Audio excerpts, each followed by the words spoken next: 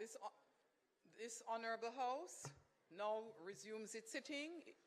It is indeed an honour and pleasure to be here again with you for this sitting of the Honourable House of Representatives, Tuesday, December 5, 2023, for the conclusion of the State of the Constituency debate.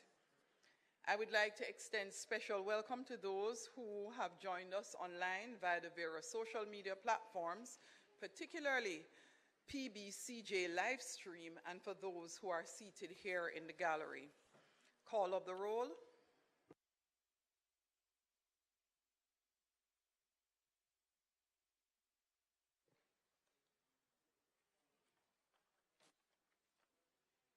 Mr. Clarke? Here. Mr. Bartlett? Mr. Holness? Dr. Clarke? Dr. Chang? Ms. Grange? Mr. McKenzie? Mr. Chuck? Dr. Tufton? Mrs. Williams? Mr. Vaz? Mrs. Malawu-Fort? Mr. Charles? Mr. Green? Mr. Morgan? Mr. Warmington, Mr. Main, Mrs. Cuthbert-Flynn, Mr. Terry Long, Dr. Dunn, Mr. Hutchinson, Mr. Witter, Ms. Smith, Mr. Davis, Mr. Brown, Dr. Brownberg, Dr. Charles, Mr. Chin, Mr. Cousins, Ms. Crawford, Ms. Daly, Ms. Davis, Mr. Golding, Mr. Graham, Dr. Guy, Ms. Hamilton, Ms. Hannah, Mr. Henriquez, Mr. Henry, Mr. Hilton, Mr. Jackson, Mr. Lawrence, Ms. Lee, Mr. Main, Mr. Chin, Mr. Montague, Ms. Lee, Mr. Miller, Ms. Morrison, Mrs. Nita Garvey, Mr. Paulwell, Mr. Phillips, Dr. Phillips, Mr. Robertson, Mr. Robinson, Mr. Samuda, Mr. Shaw, Mr. Siblist, Mr. Slowly, Mrs. Vaz, Dr. Wheatley, Mr. Williams, Mr. Wilson, Mr. Wright, Mr. Siblist,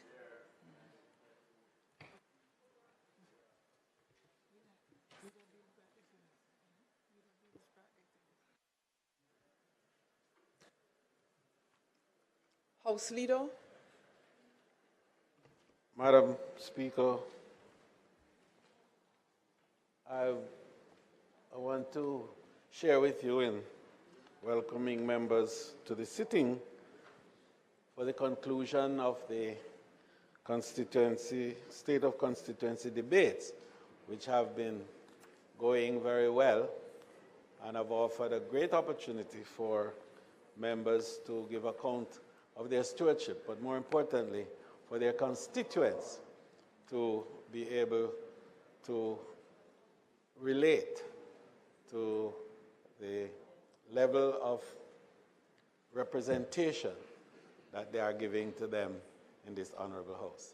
Madam Speaker, it is sure that so far, with great vigor and energy on both sides of the House, and it is one of the things that we really want to continue as members on all sides, not just the executive, because it's always a case where the executive gets the opportunity to speak in the House and to express how the policies of government has been. But it is so critical for the members to be able to account to their constituents in this chamber as to their stewardship. So I beg to move for the suspension of the standing orders to allow for the continuation of the State of the Constituency debate as the first item for today. And in that instance, Madam Speaker, the Speaker intended to be the member for St. James Central, and he will be followed by the member for St. Mary Southeast, who will close the debate. May it please you, Madam Speaker. Thank you, House Leader. Madam Speaker, I was just inquiring, will you be speaking in the debate? You know that this is an opportunity for all members to speak. But I must correct the House Leader. These debates were intended to influence the budget first and foremost. First and foremost. First and foremost. And secondly, yes, you know, for us to show up to our people. But, Madam Speaker, I'm disappointed that throughout these debates, the Ministry of Finance was not present. And that was the main reason why we fought to have this debate and to include the Speaker to enable the budget to be so guided by what we are representing to the government.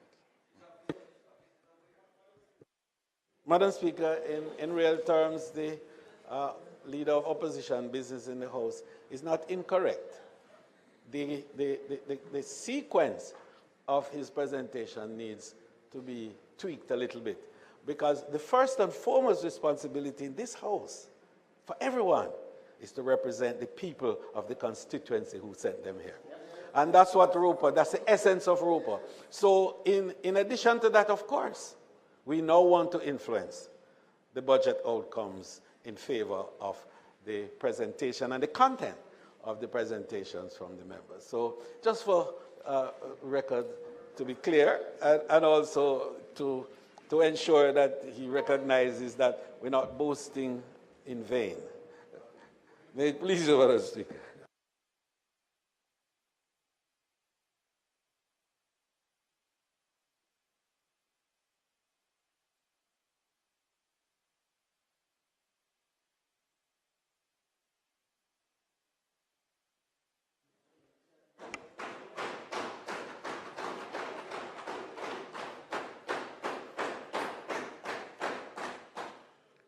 Very able and exuberant Deputy Speaker.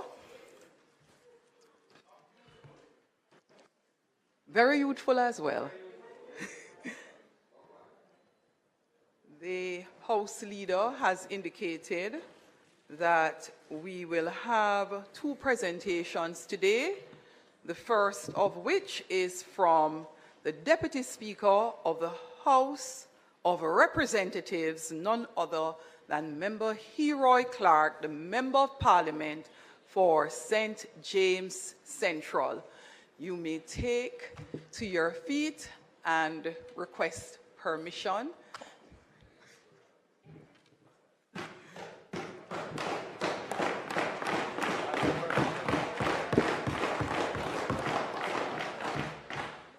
Madam Speaker, I seek your permission to speak from a seat, that which is not mine. Permission granted. You have been given permission to speak from a seat other than your own. Madam Speaker, the journey to prosperity. Yes. Madam Speaker, it is a pleasure to rise in this honorable House to contribute to the 2023 State of Constituency debate. God has been good to me. He has given me 53 years on this earth. Really? Madam Speaker, sometime coffee, sometime tea. But all in all, I am blessed. Yes, yes. Blessed enough to have a leader who believes in young people, one who understands the thinking of the less fortunate, the downtrodden, and the forgotten.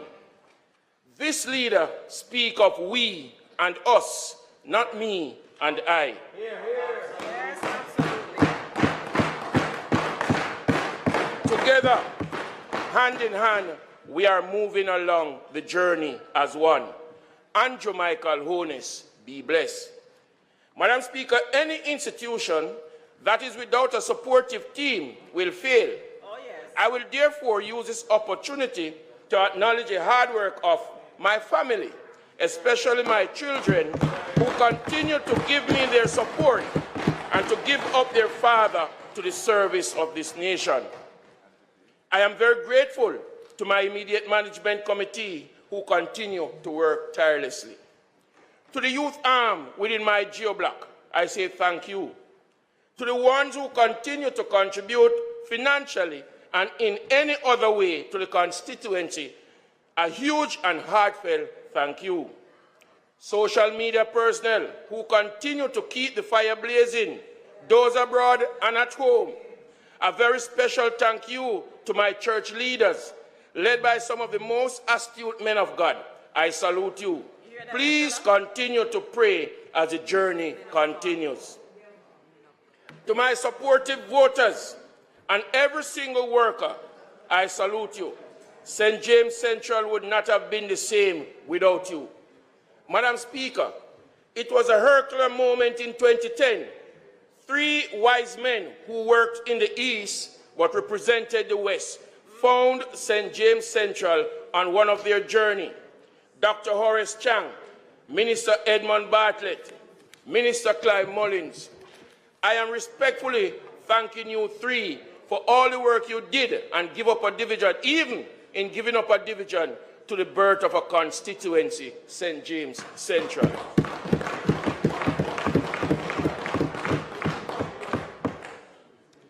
Madam Speaker, I believe heavily in education, and therefore I invest heavily in this vehicle every year. For the budgeted year 2023-2024, I invested a whopping $7 million through my CDF and sponsorship from my well-wishers. For our back-to-school treat, over 3,000 children benefited from my constituency, even as far as Westmoreland and Hanover. They received bags, pack, books, and other school supplies. For students attending high school, they benefited by receiving a minimum of 3 textbooks per person. Over 182 students benefited. Our tertiary students received grants. To date, 203 students benefited from this initiative. We continue to pay for CSEC and CXC subjects for students who continues to reach out for our assistance. With the help from Chase, Madam Speaker, we are getting a much-needed infant department to the farm primary school in Green Pond. This primary school in Salt Spring has been receiving recently refurbishing through the JISTV. This entity, through its visionary leadership, continues to transform Salt Spring from what it used to be to a place where we soon and very soon will be able to live in peace and comfort. Madam Speaker, we still have work to do in the community. We have been conducting stakeholders meetings. We have also been receiving help through the churches, the police, the political representatives, agencies, and citizens alike, as we all believe in Salt Spring.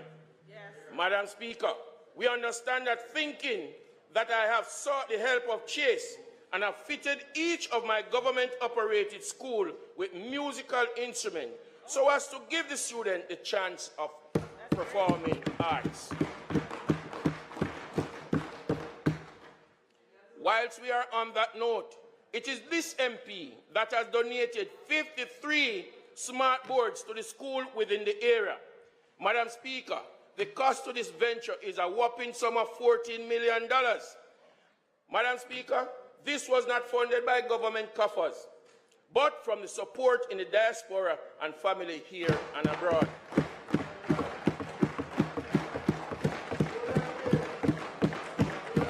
We are not done yet, Madam Speaker. We are feverishly gathering more to import for the new school year. At this time, I want to serve notice to the Ministers of Education and Youth, Minister Favour Williams, and the Minister of Finance, Dr. Nigel Clarke, that I will be seeking their support to offset the custom duty when these smart boards arrive. Madam Speaker, my colleague, well-wishers, and may I dare say detractors, they don't just call me King of Road because they want to give me a name.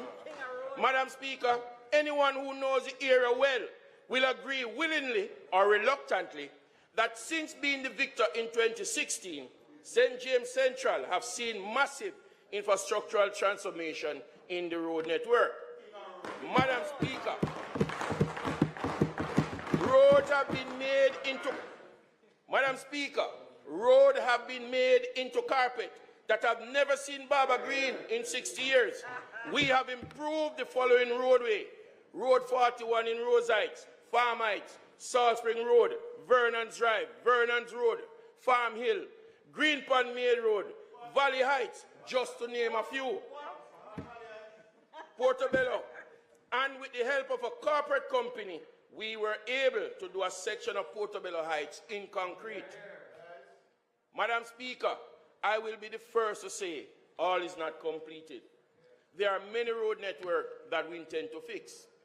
So residents of Robert Reed Drive, Birch Hill left side section of Flower Hill, Church Lane in Salt Spring, Repasture in Salt Spring, roads in Cornwall Court, Golden Heights, Huggins Road, and Cornwall Gardens, we will be coming to you soon. Madam Speaker, we are far advanced in the discussion with the Tory Eastern Foundation to create a mini park at lands adjacent to Jared Park. We have already received a no objection letter from the St. James Municipal Corporation. When this is completed, the elders and the youth alike will have at their disposal a multi-million-dollar state-of-the-art multi-purpose facility, which includes an indoor gymnasium, a multi-purpose court, a jogging trail, and a mini football field. Just to highlight, Madam Speaker, Tory Easton is a basketball star that plays for the Houston Rocket, is of Jamaican parentage. Minister Mackenzie toured the space and has given his blessing. Honorable Prime Minister, you had given us funding to assist with urban renewal. We have then written to you as to the usage of the fund. We fervently await your response. Let me be the one to say to our Prime Minister, thank you for a promise kept. The Montego Bay Bypass Perimeter Road is moving full speed. A section of my constituency is below sea level. That is the town of Montego Bay. And so whenever it rains, we have flooding. Mr. Prime Minister, you gave instruction for a feasibility study to be done on the drain system in St. James Central area of the St. James with the view to go to construction. We in St. James Central believe in you as Job did in God. We know you will come through. And as my good colleague, Minister Floyd, would say, forward ever, backward never.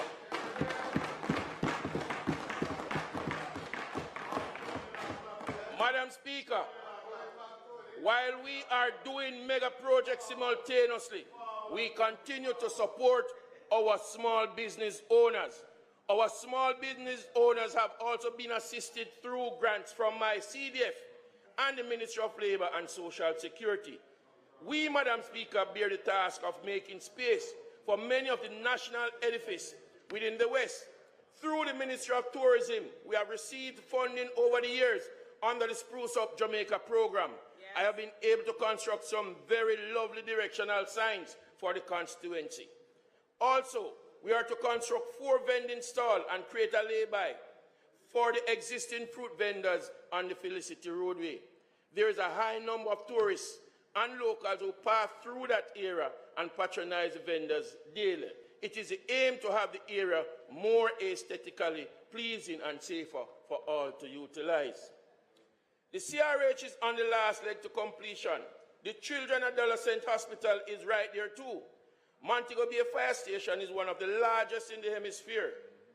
It is now open, up and running. The newly constructed Mount Salem Police Station is now up, protecting and serving. The rehabilitation of the Barney Street Police Station is far advanced in planning. Madam Speaker, water continues to be a sore point for the constituency. Minister Matthew Samuda visited with us and toured all the existing facilities within the constituency that provides water. He saw the situation and have reaffirmed the need to help us, Madam Speaker, and help is on its way. Minister, we continue to wait as water is life. Madam Speaker, while we are smiling, our hearts are heavy. Heavy, Madam Speaker, with the number of criminals that continue to perpetrate by just a few. This must stop. We must no longer accept this kind of behavior. Madam Speaker, the constituency of St. James Central says time come. Time come not to what the king's opposition is having a nightmare of, but time come for this senseless killing to stop.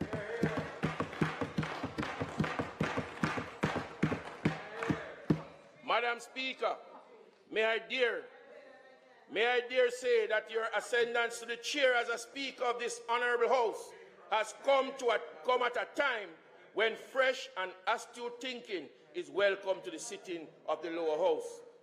I pray that the Almighty will continue to bless you with all that which he has blessed Ruth and Naomi, with an outspoken tongue, a humble heart, yet a fearless attitude to our Prime Minister. As God has blessed young Saul, young Samuel, David, and Solomon, I pray he continue to anoint you, my Prime Minister. Madam Speaker, my leader Banya, them parents Banya, yes. And as such him now left ya. Yes. He is here to stay.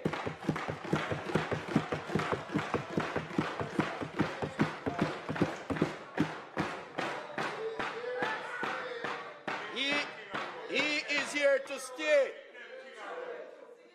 He is here to stay. And all 48 of us pledge to stay here with him.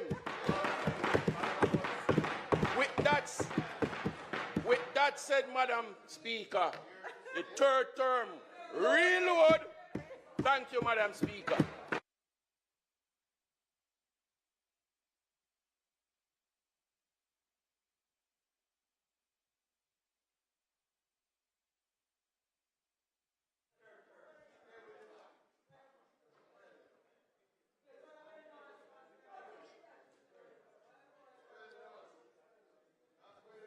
Madam Speaker, this is truly an example of efficiency, precision, and absolute eloquence. And it's a St. James teacher. Congratulations to the member for St. James Central. Madam Speaker, may I invite you now to have the member from St. Mary Southeast to close the debate.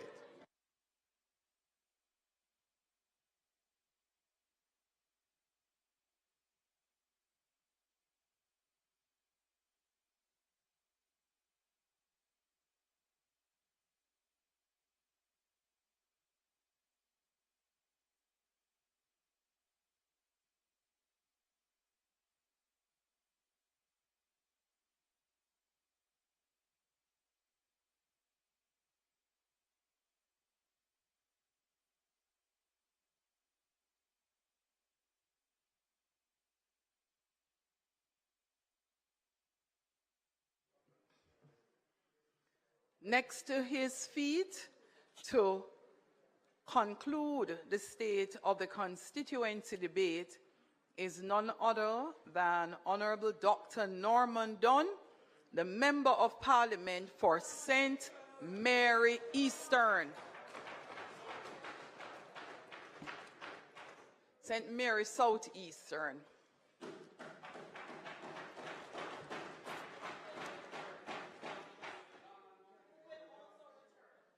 State Minister Dunn is currently in the Ministry of Labor and Social Security.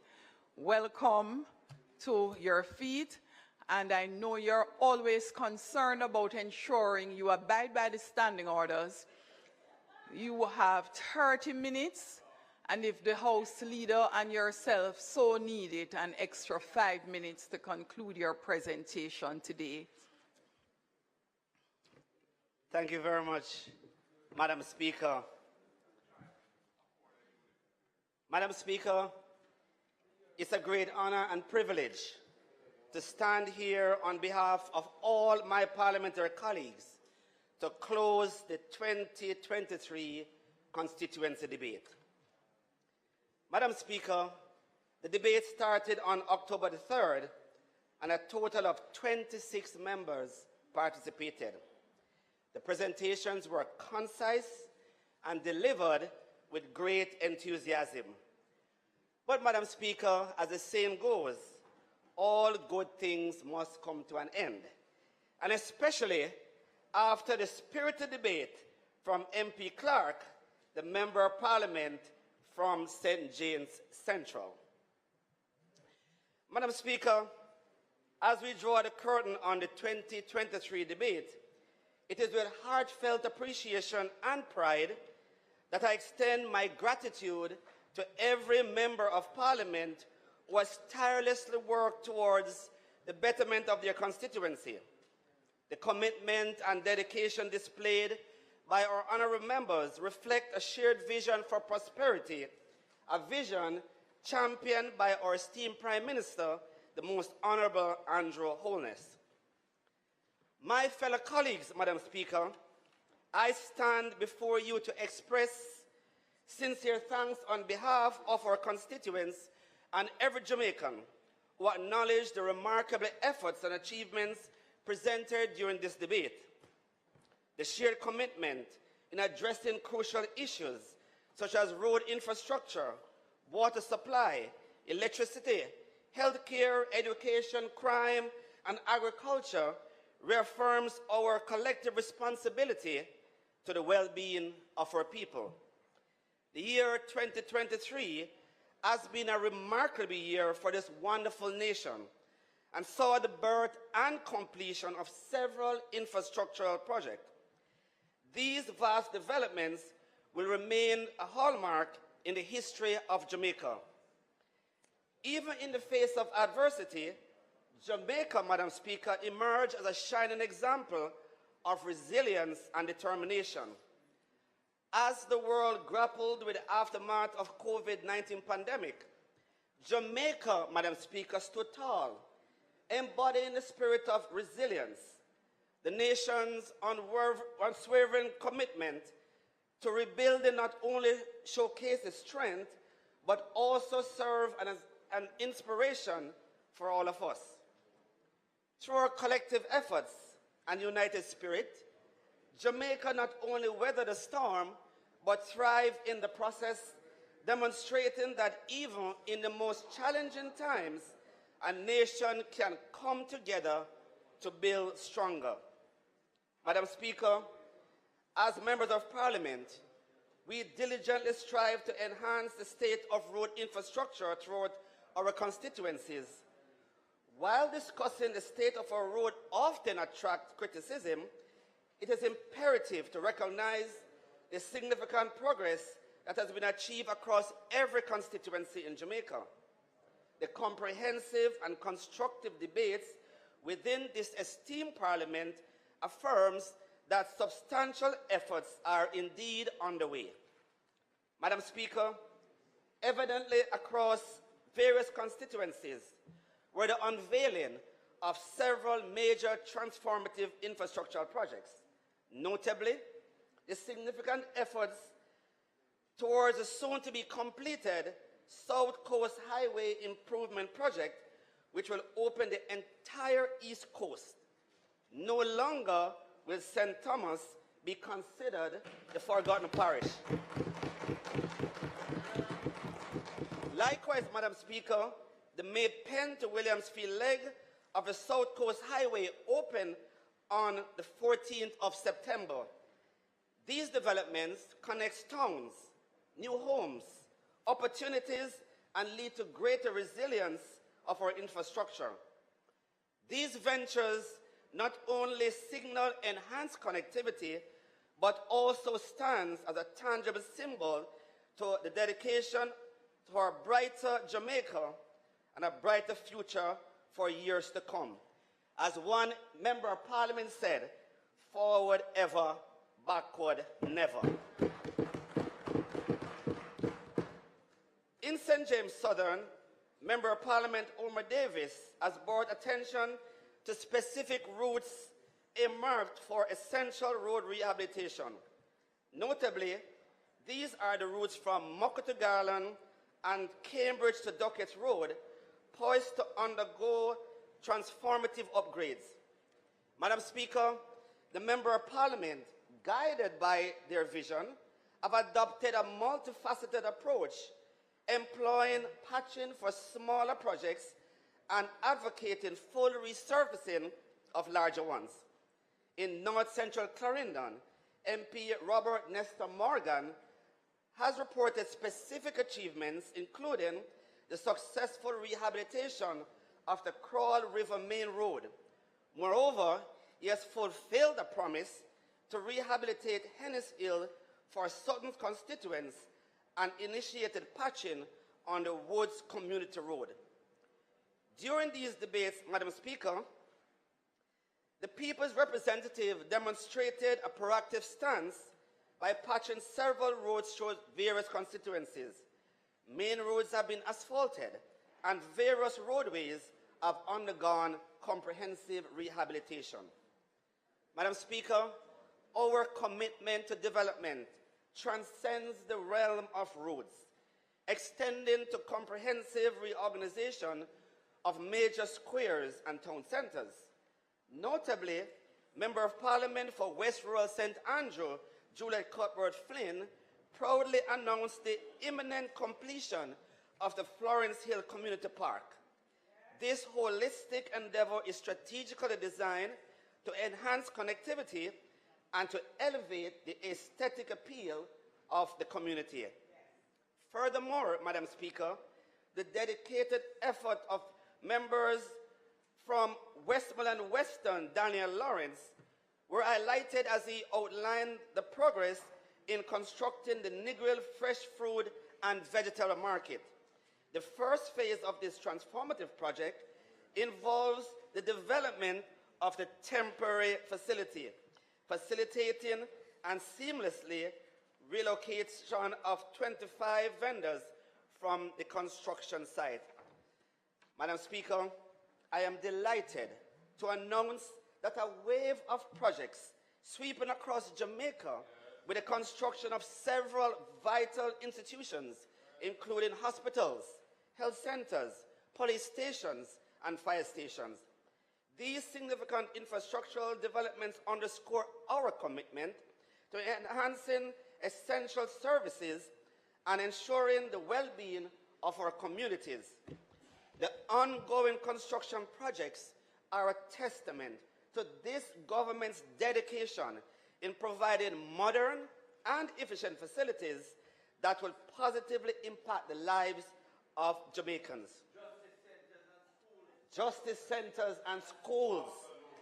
To name a few, Madam Speaker, the Broadleaf Community Health Center has been renovated and expanded to serve 5,000 Manchester Central constituents, and a construction of a new state-of-the-art female ward at the Manchester Infirmary.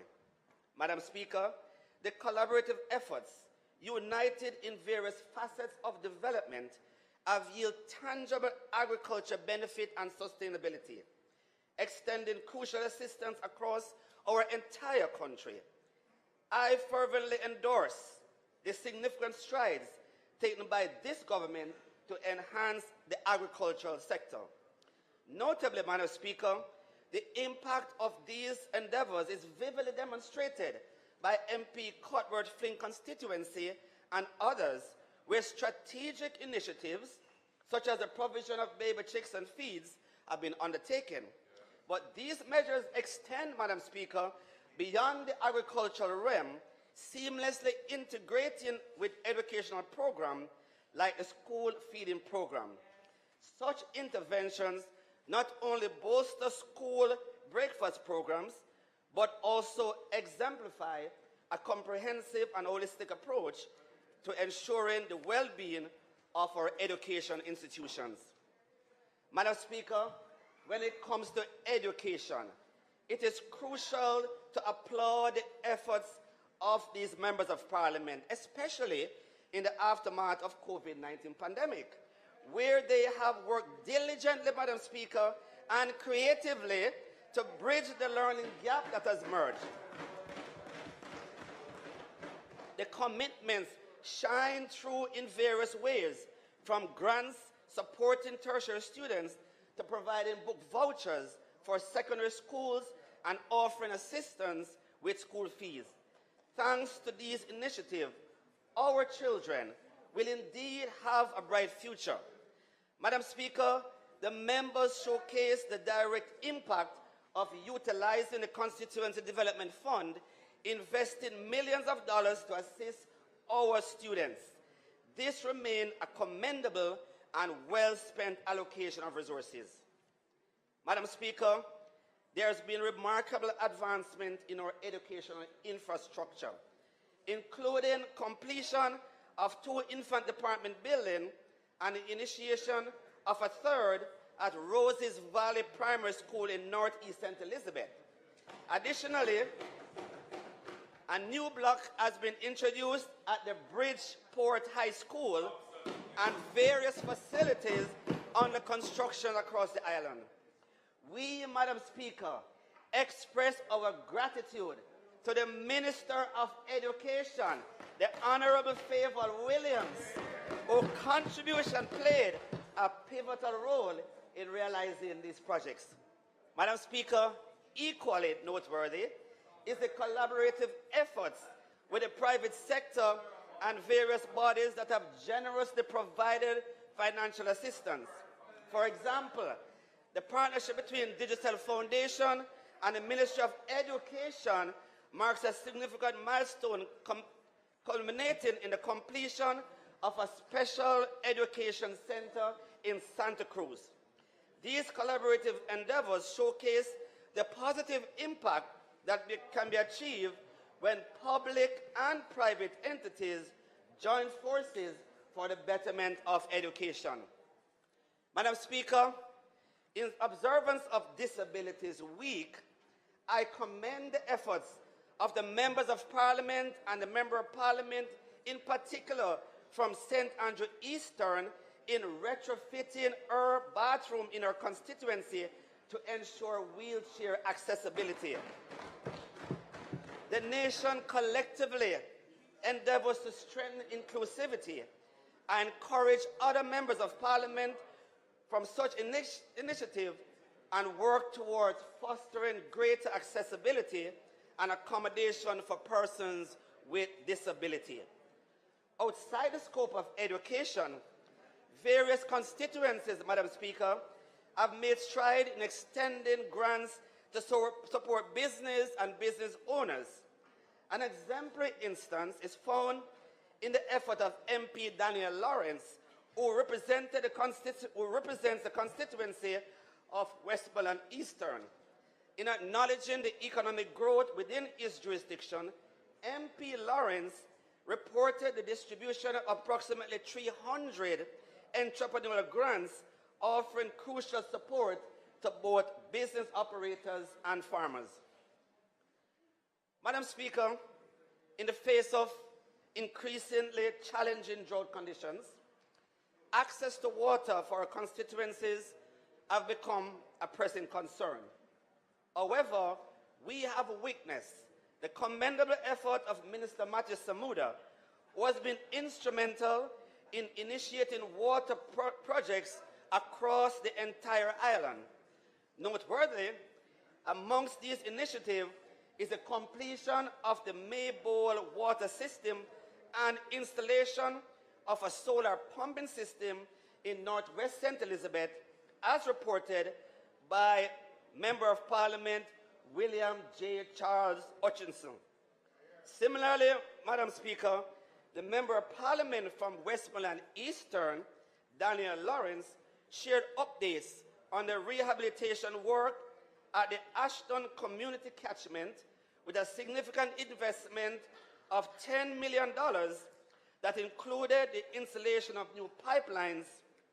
He expressed gratitude, like most of us, Madam Speaker, to Minister Desmond McKenzie and the Ministry of Local Government and Rural Development for their substantial contribution, especially in providing water through trucking to communities across Jamaica affected by the drought. But, Madam Speaker, it brings me great pleasure to report that it has been a positive year for residents of West Rural St. Andrew.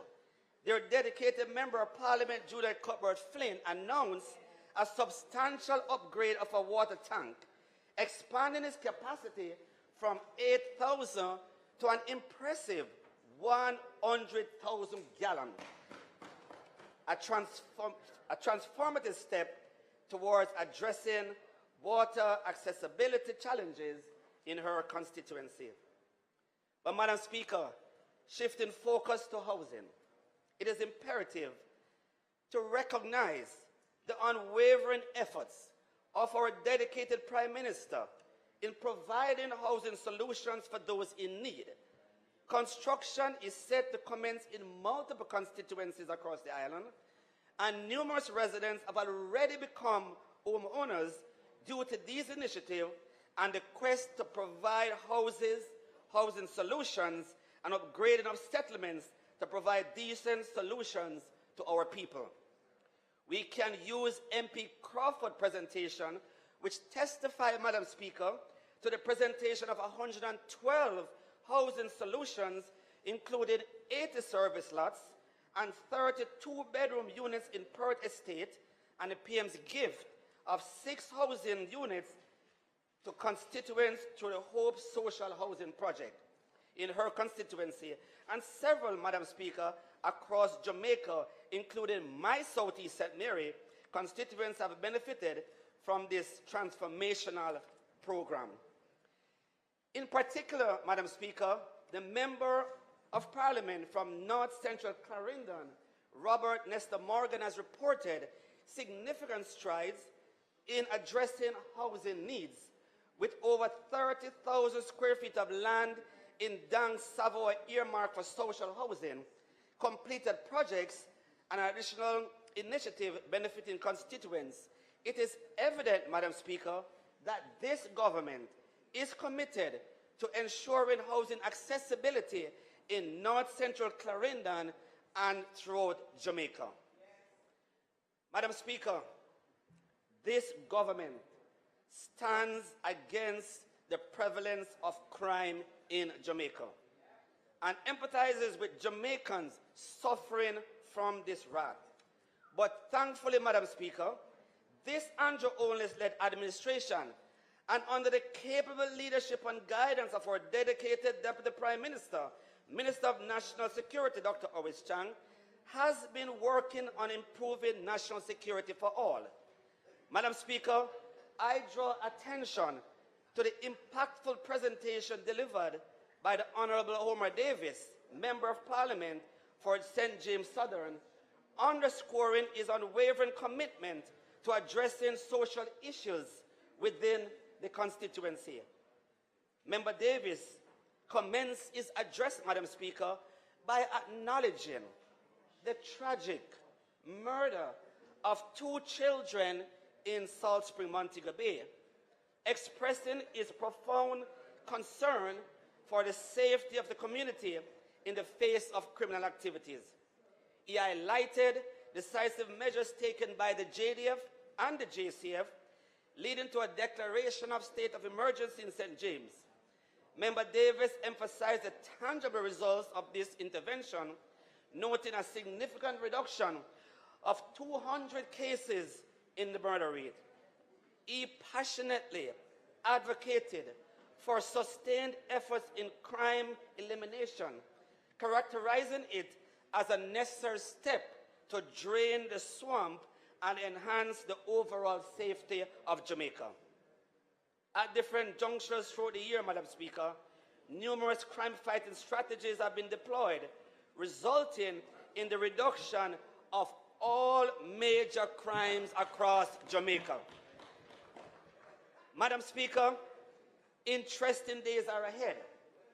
The dedication of each member of parliament is evident as they articulate their commitment to ongoing and, in some instances, enhanced efforts in their respective constituencies. Madam Speaker, the $40 million road project for each member of parliament has made a significant impact for all those that have been implemented so far. However, Madam Speaker, the significant $40 billion Spark program is a tremendous effort in a concerted way to address major road issues across Jamaica. This program is poised not only to develop the physical infrastructure of these spaces, but also to elevate the overall quality of life of our constituents, making a significant step towards providing positive national development. But, Madam Speaker, there were also a number of notable recommendations. Member Anthony Hilton stated that the Ministry of Education responded positively to his proposal for a curriculum shift at school. This proposed shift includes the introduction of a course in global supply chain management and logistics. Meanwhile, Member Robert Chin presented on the Essex Valley project, which activities span both Manchester Southern and St. Elizabeth Southeastern constituencies. The project is now in the construction phase. It is designed, Madam Speaker, to focus on ensuring access to irrigation in water in farming communities while adapting to the challenges of climate change. It includes upgrading drainage system, installing solar generation, improving farm roads, and post-harvest handling facilities. Madam Speaker, Member Julian Robertson presented concerns and recommendations during his presentation. The member recommended conducting a study to assess the feasibility of installing a light rail system in Kingston metropolitan region. The aim is to alleviate traffic congestion and enhance public transportation. Member Robert Montague, Member of Parliament for St. Mary Western, in his presentation, advocated for the National Works Agency to empower parish offices to procure works below $10 million, emphasizing the need for local projects in rural Jamaica to move forward, citing delays in approving many small projects. So, Madam Speaker, the Member of Parliament from Manchester Central, Rhoda Crawford, announced the Greater Mandeville Water Improvement Project, which will replace pipelines, install new pumps, new generators, and drill new wells, ensuring the availability of water for hundreds of new customers and reliable supply for thousands of existing customers. Madam Speaker, the Mandeville Traffic Management System is now 95% complete and will resolve a long-standing traffic congestion in that town. And last, the Manchester Central introduced, Madam Speaker, its first victim service child-friendly space, providing a safe, calm, and comfortable space for children who are victims of crime to engage with law enforcement officers and social service providers to receive psychosocial support. Madam Speaker, in closing, unfortunately, time does not permit me to individually acknowledge every dedicated member in their invaluable contribution to this enlightened debate. I extend my heartfelt gratitude to each member for their unwavering commitment to the progress and prosperity of our great nation. So, Madam Speaker, I see no fitter word than those sung by the songwriter Josie Whale, who is from Southeast St. Mary. Sweet, sweet Jamaica, we not left ya. Ackee and saltfish. Because, Madam Speaker, it is evident that with the work be done in the various constituencies, Jamaica is on a visible path to prosperity. As we close this parliamentary session, let us not just celebrate the accomplishment of each member, but to recommit ourselves to the vision of a prosperous Jamaica. May the strides made in this debate serve as a testament to our unyielding commitment towards building Jamaica stronger and make Jamaica a place of choice to live, work, raise family, and do business. Madam Speaker, may God continue to bless our island home, Jamaica. Jamaica, land we love. Thank you.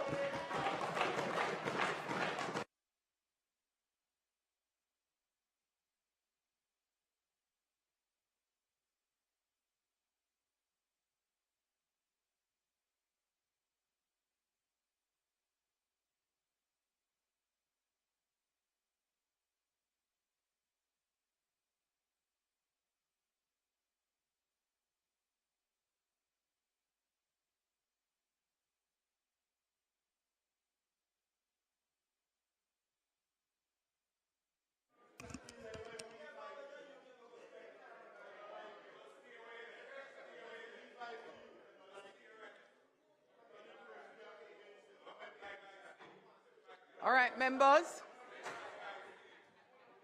Members.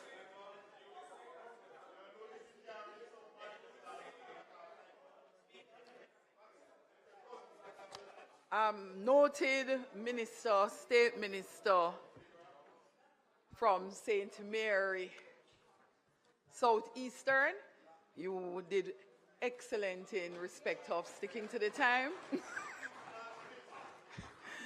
House Leader. Madam Speaker,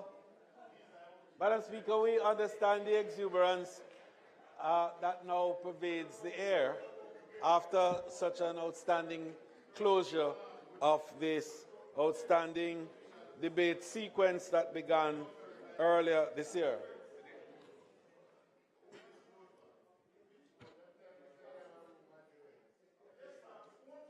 Madam Speaker, I beg to move that you revert to the standing orders. Members. Hold on, Madam Speaker. Thank you, Madam Speaker. I think House Leader. the exuberance of the moment have overtaken many House members Leader, of this House on both sides, but the calm has returned. One moment, House Leader. Madam Speaker, one moment, House I beg Leader. to move. Yes.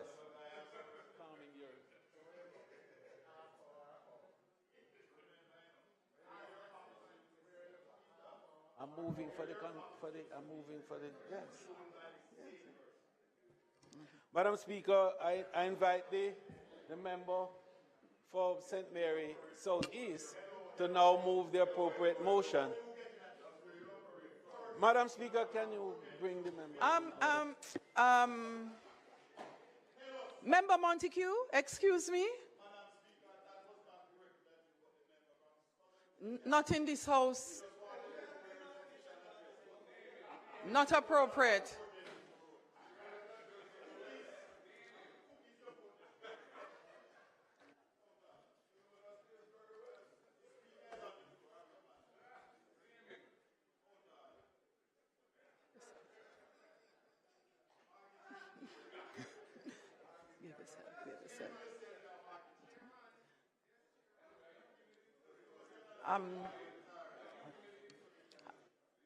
All right, House Leader. Thank you, Madam Speaker. Madam Speaker, we can understand too that this is the penultimate sitting for this session, but members should also bear in mind that the basic integrity of the House needs to be preserved and maintained. And so it is to enable members to participate in relative silence so that they can be heard. Madam Speaker, I beg to move that the member from St. Mary Southeast now move for the adoption of the resolution with regards to the constituency debates.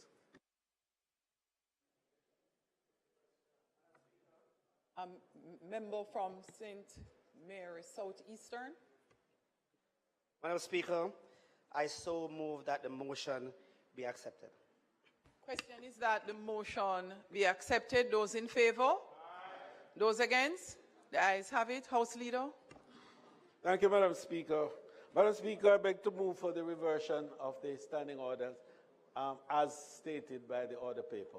Those in favor? Aye. Those against? The ayes have it. Statement by ministers.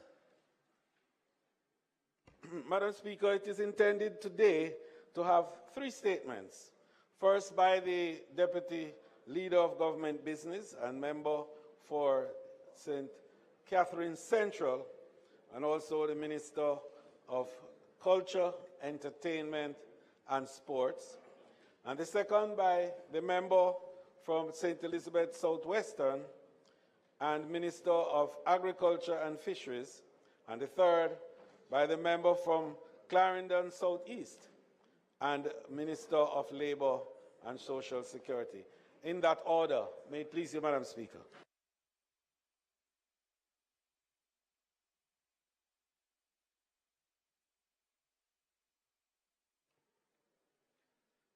First, her feet, Minister of Culture, Gender, Entertainment and Sports, the member from St. Catherine Central.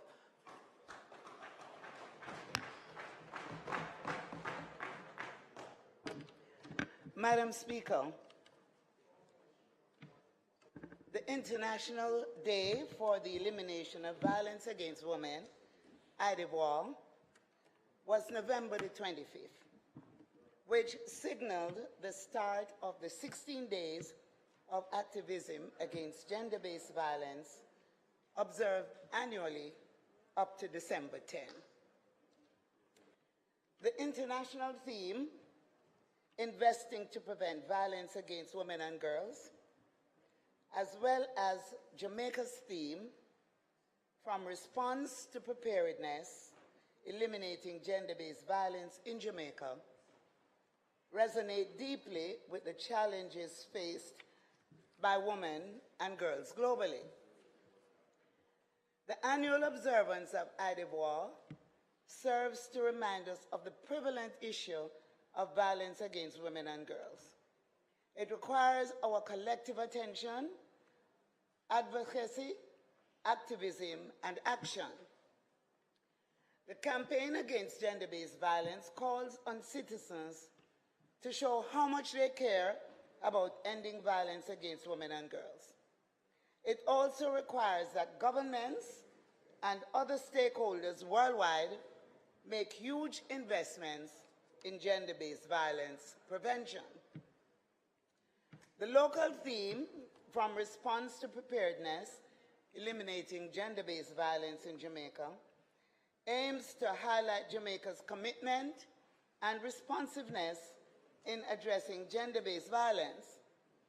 We are currently, Madam Speaker, conducting assessments as guided by the National Strategic Action Plan to eliminate gender-based violence in Jamaica, that is NSAP GBV 2017 to 2027. This includes a robust review of the gender-based violence legislative framework, including the enactment of the Sexual Harassment Protection and Prevention Act, the establishment of the National Shelter Program, the signing of MOUs with key ministries, the development of the gender-based violence referral pathway, extensive gender-based violence training, and other key programs to strengthen Jamaica's collective response towards eliminating gender-based violence.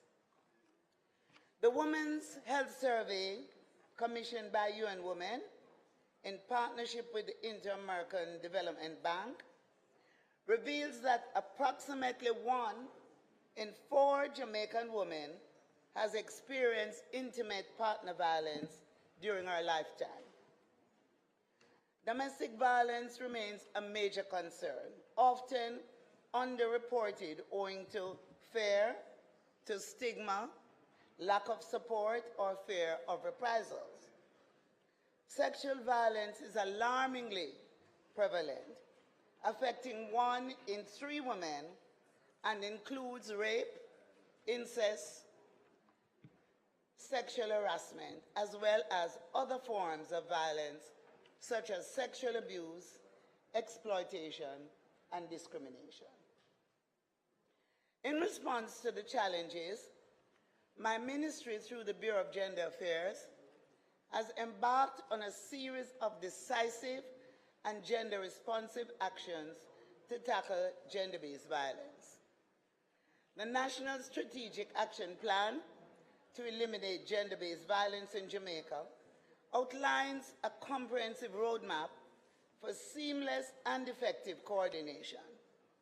It is being implemented through the following strategic priority areas: prevention, protection, investigation, prosecution, and enforcement of court orders and victims' rights to compensation, reparation, redress, as well as protocols for coordination of the NSAP and data management systems.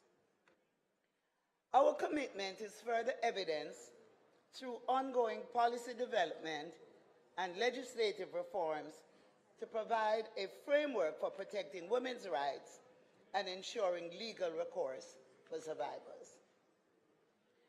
So, Madam Speaker, as we continue this journey, we acknowledge the importance of multi-sectoral approach in keeping with the guiding principles of the National Policy for Gender Equality 2021. Speaking to our accomplishments, the Sexual Harassment, Protection and Prevention Act 2021 came into effect on July 2023. It contains provisions for dealing with sexual harassment in the workplace, in schools, correctional institutions, places of safety, nursing homes, medical and psychiatric facilities, among other spaces, as well as instances of sexual harassment that may arise in landlord and tenant relationships.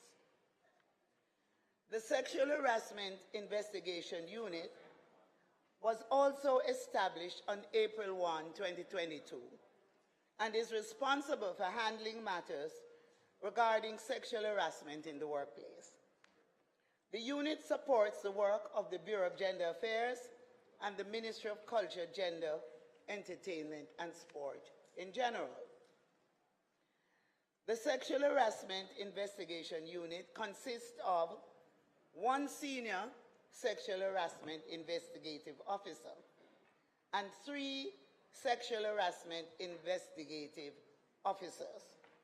Their main duties and responsibilities are interviewing complainants, witnesses, and employees regarding cases of alleged sexual harassment, providing technical logistical support to the Sexual Harassment Tribunal, coordinating training for tribunal and authorized members, conducting sexual harassment sensitization sessions in various organizations, institutions, ministries, departments, and agencies, and non-government organizations. Extensive sensitization sessions with an overall reach, Madam Speaker, of 28,430 participants including public-private sector, community groups, educational and faith-based institutions. And, Madam Speaker, 11,695 males and 16,735 females, after a total of 431 sessions spanning the period September 2019 to November 27, 2023. The Bureau of Gender Affairs is responsive to the needs of survivors and victims of gender-based violence and the implementation of the NSAP GBV. A gender-based violence helpline unit, Madam Speaker, was launched to support victims, survivors, and witnesses of gender-based violence on March 1, 2022, and officially established on September 25, 2023. The unit ensures that all women and girls, men and boys, affected or exposed to gender-based violence can access the professional psychosocial support and necessary treatment needed to effectively address their needs, allowing them to leave their abusive situation. The unit undertakes a multi-sectoral approach to provide support services to survivors by creating a seamless link to service providers under each ministry, department, and agency through the GBV referral pathway, which means that a report comes and there is a network that is triggered. So it moves from the complaint to the JCF and to other entities until that person is taken to a safe place. A seamless approach. The unit offers support services to the victims and survivors of GBV at the community and national level, inclusive of psychosocial support, gender-based violence-related information, counseling, assessing the survivor's needs, and allowing space for safety planning.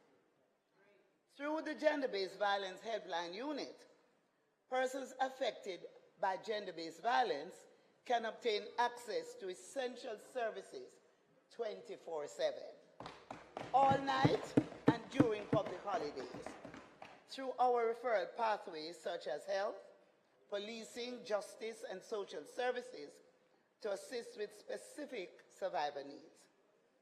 The Gender-Based Violence Helpline Unit is a gateway to the national shelter. Madam Speaker, to date, the unit has dealt with 7,466 cases. 7,466 cases, with 5,227 being females. And we're not leaving the men out.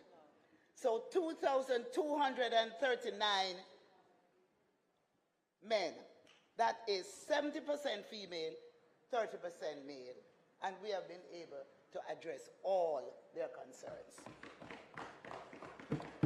The unit has also made 6 important partnerships through the Parish Coordination Platform with the Jamaica Constabulary Force, the Victim Services Division, the Jamaica Fire Brigade, the Women's Crisis Center, Ministry of Labor and Social Security, as well as the Child Protection and Family Services Agency to provide a coordinated response to address gender-based violence. Madam Speaker, the international theme aligns with our ongoing efforts to provide gender-responsive financing to implement the National Strategic Action Plan, as well as other programs and initiatives aimed at reducing violence against our women and our girls. The Spotlight Initiative has been pivotal to financing prevention strategies. And through the Spotlight Initiative, the UNFPA has provided the Bureau of Gender Affairs with technical and financial support for the establishment and operation of 3 shelters, coordination and response platform for gender-based violence survivors in Jamaica. And I just want to quickly say, the support includes the employment of 3 gender-based violence helpline specialists and 1 supervisor within the Bureau of Gender Affairs to provide psychosocial support and counseling. Training to equip the specialists with psychological. House Leader.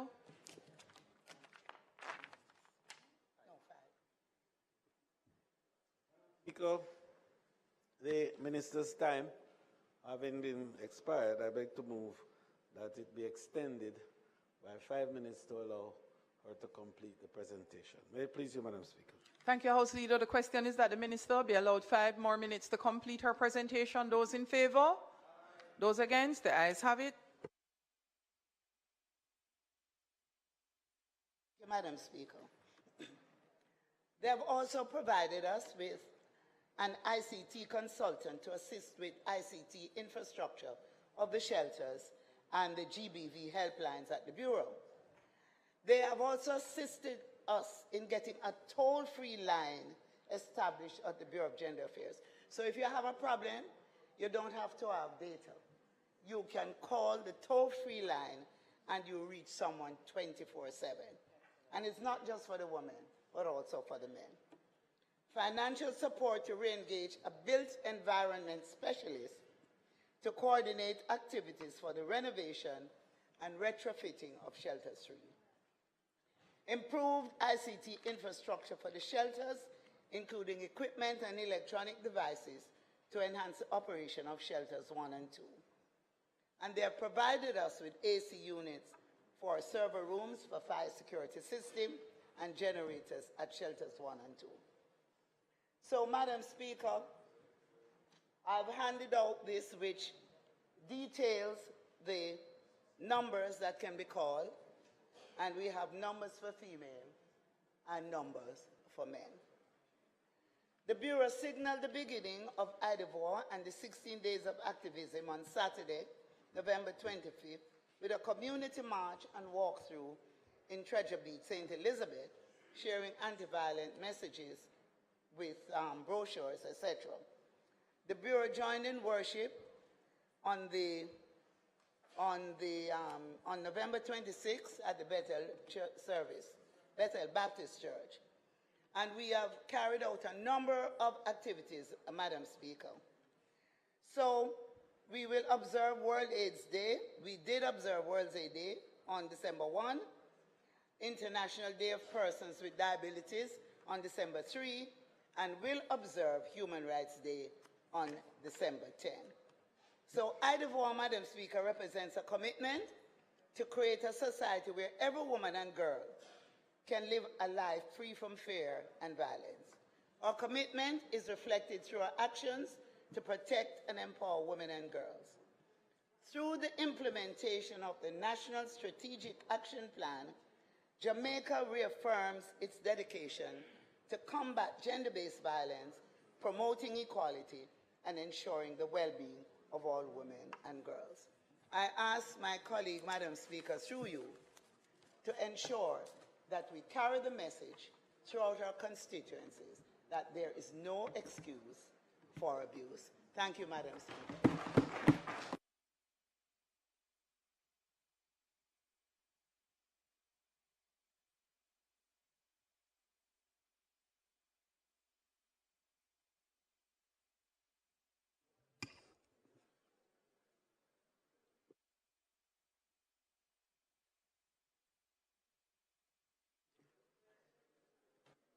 Responding to the statement will be the member from St. Catherine Eastern. Do you need the podium?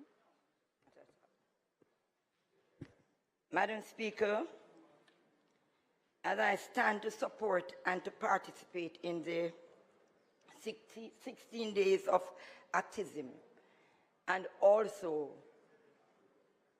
to keep supporting and celebrating with women and girls until December the 10th, I want to lend my voice in supporting the presentation made by the minister and also the teams investing to prevent violence against women and girls, which is international, from response to preparedness, eliminating gender-based violence in Jamaica. Madam Speaker, I know, based on the minister's presentation and her intentions, that a lot has been done, but there is much more for us to capture. We need to find a way to get women and girls, especially men too, to start speaking out. We have to provide an comfortable space for them to be able to speak out. Madam Speaker, there is so much happening, especially in the rural areas, with our women and girls. And I personally believe that in terms of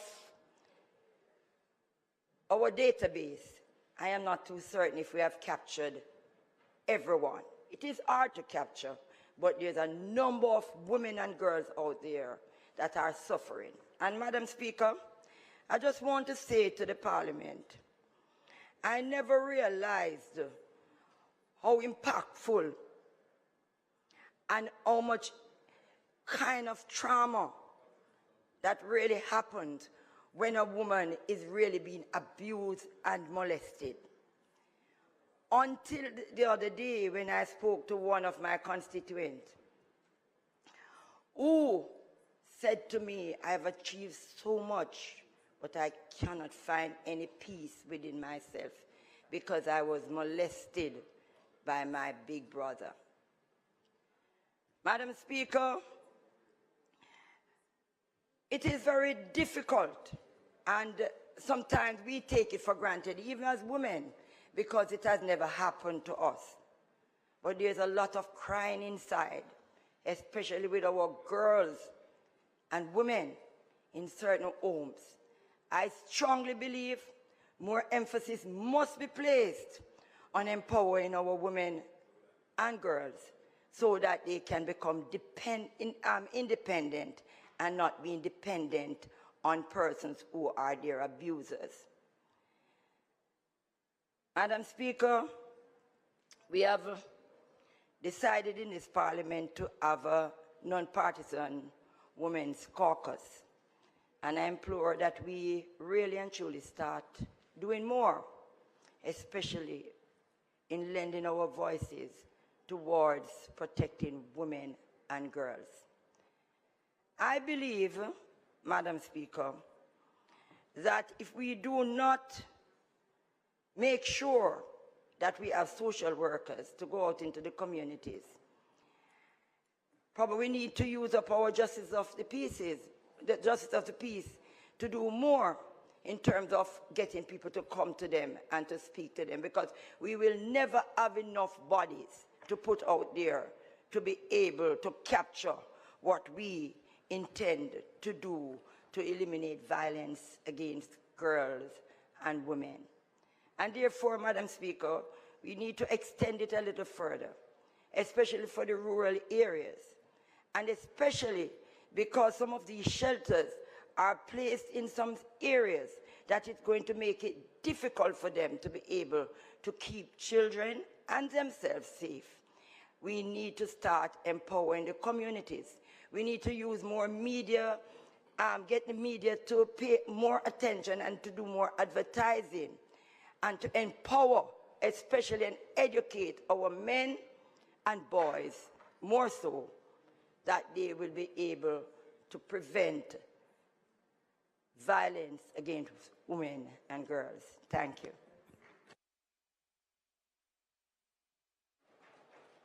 House Leader.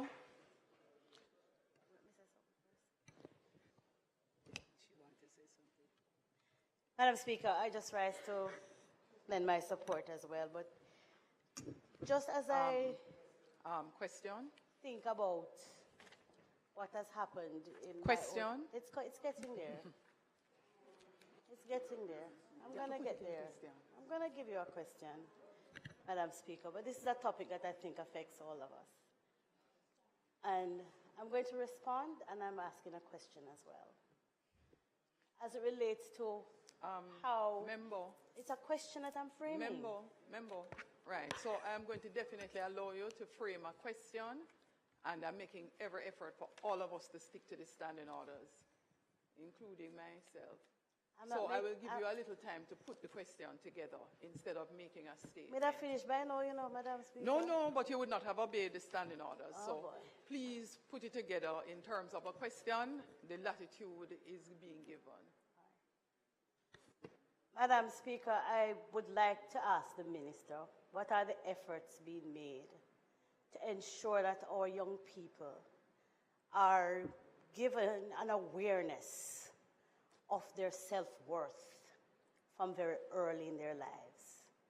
My days at primary school, I don't remember ever having been exposed to the importance of having my own and understanding my value as a young woman, and that I didn't need a man to validate me, and that a man don't need a woman to validate him either, but that some sense of worth be inculcated in our children in a collaborative effort between the Ministry of Health and Education, and a real campaign so that we grow up understanding that a man not for work to feed to mind me, and that without him I can't exist. Just the education process is what I'm asking about. Thanks. Minister? Thank you, Madam Speaker.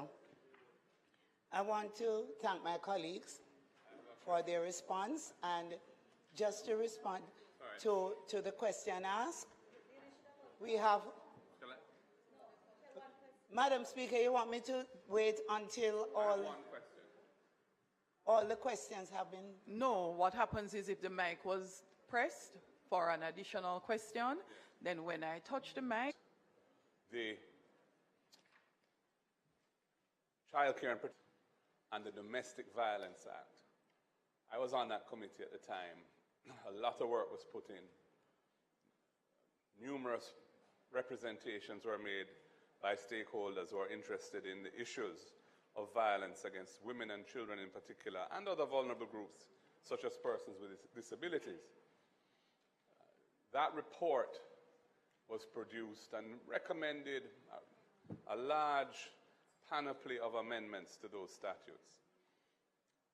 Nothing seems to have been done to take those matters further in terms of actually legislating those changes. And this is years now I'm talking about. But in particular in relation to the Domestic Violence Act, which directly relates to the matter at hand today, that committee felt quite strongly that the Domestic Violence Act was insufficient as a legislative framework to address the cultural and sociological, economic, emotional issues that surround gender-based violence and domestic violence in particular, and that it needed to be looked at more deeply, not just from the point of view of criminal offenses and so on, but the whole issue around how victims of such violence can be supported and can be given redress through a system that is sensitive to their needs and the realities in which they live, including often where there's some financial dependence on the violence perpetrator.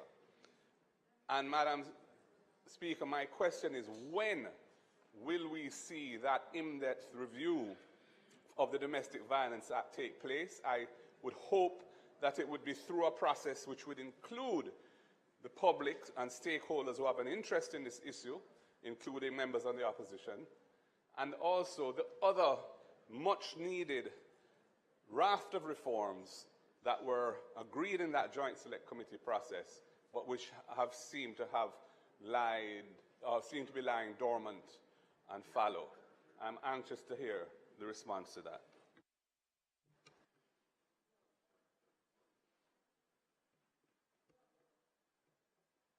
The member from St. Andrew Southwest. I had pressed your mic for some reason and it didn't come on. You had turned it off back? I'm not so sure. You know exactly what happened. Thank you very much, Madam Speaker. Minister, thanks for the statement. I listened to every word, although I was elsewhere. I am well aware of some of the things that are being done as a member of the Gender Advisory Council, but I'm glad that the leader of opposition asked some of the things he did, because while we were celebrating, celebrating the 16 days of activism, one of the questions that I hear being asked by individuals, a number of women and activists and advocates in the space, is really around the timeline for the implementation of these laws that need to be reviewed to give greater protection to individuals who could fall prey and victims to sexual abuse. So when you're answering that question, if you could include that in it, I would be grateful. Minister? Thank you, Madam Speaker. I welcome those questions. And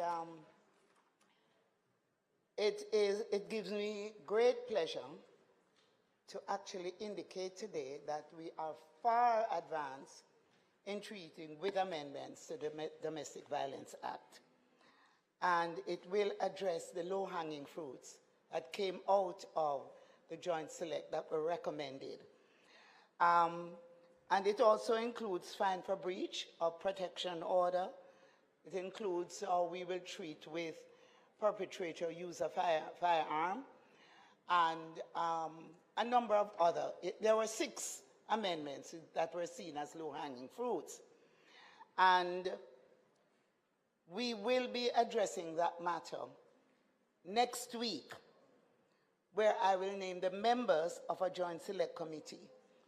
Because where we have reached now is the drafters are drafting, just about finished drafting, the amendments to the bill. It will go to LegCom committee.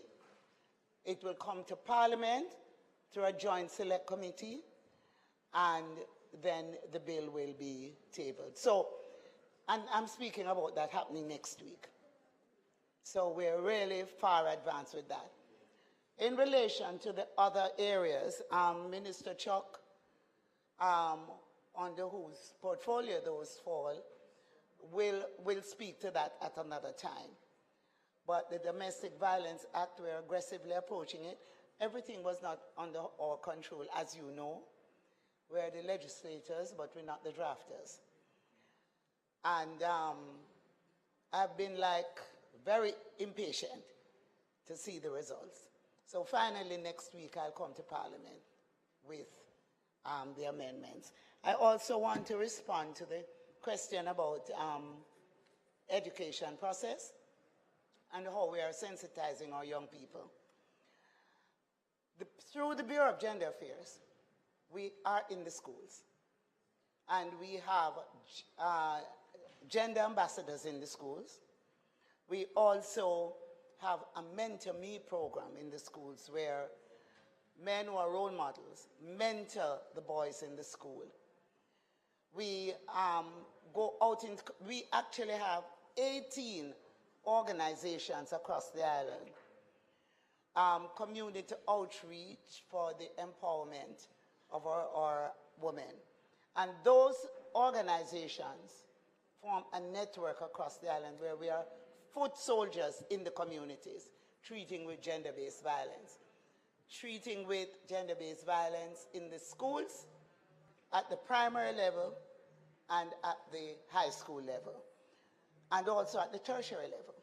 So we are very, very active. As you know, you're a member of the Gender Advisory Council, and you know that we are working. Very soon, we will convene a meeting of the Bicameral Women's Caucus so that all parliamentarians, women parliamentarians, will be fully apprised of the work that's being done. But I thank you for your input.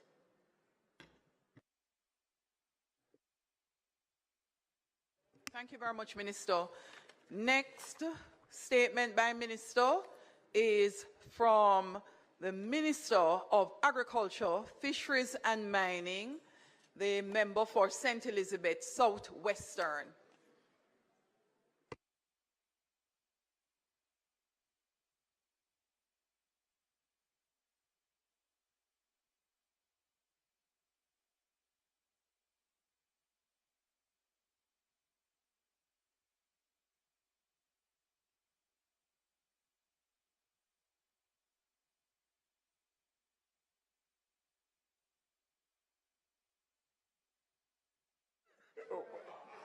Thank you, My thank you, Madam apologies, Speaker. Minister. Madam Speaker, today I rise to provide an update on the recent floods and the damage caused to our agricultural sector by Tropical Cyclone 22. I want to thank the team from RADA who have been out in the field since the Saturday with the passage of the cyclone, Madam Speaker, assessing the damage incurred, and I'd like to share with the members of the House the findings, preliminary estimates, and of course, the response of the government.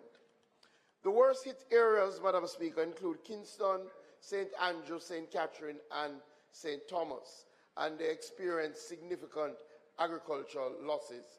In fact, a total of 410 hectares of crops, including vegetables, fruits, and condiments, were lost.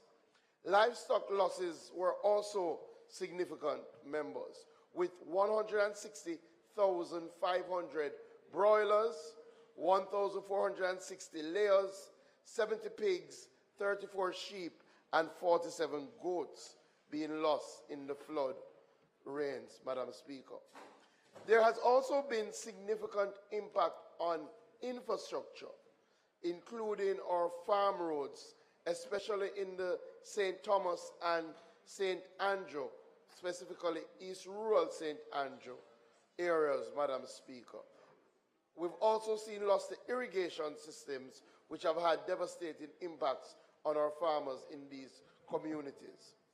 In terms of value, Madam Speaker, the damage assessment reveals that crop losses were significant, amounting to 173 million Jamaican dollars, impacting over 2,000 farmers.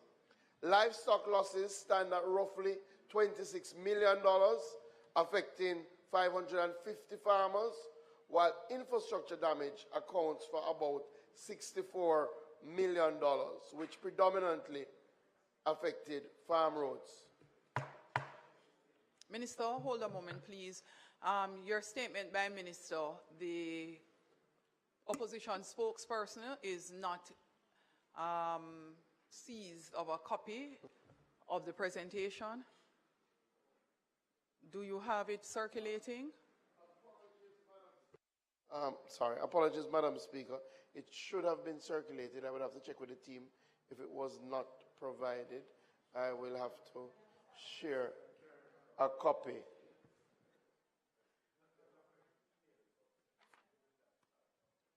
I have one hard copy, Madam Speaker. Would you be so kind as to share it with the opposition spokesperson? Absolutely. Thank you. And I apologize, Madam Speaker. No, I do not need to reiterate the challenge we are having in the House in respect. I have actually asked about the agenda as well, which I am required to have before I take the chair at 2 o'clock on a Tuesday. Very often, this agenda is being completed while the House is just about to meet. And so we definitely have some housekeeping items that need to be resolved. So Madam Speaker, I understand. and again, my apologies, Thanks, Madam Minister. Speaker, and I will ensure that the House is provided.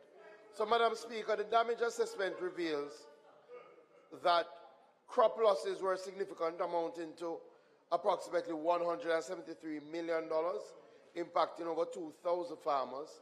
Livestock losses stand at roughly $26 million, affecting 550 farmers, while infrastructure damage accounts for an estimated $64 million, predominantly in farm road damage.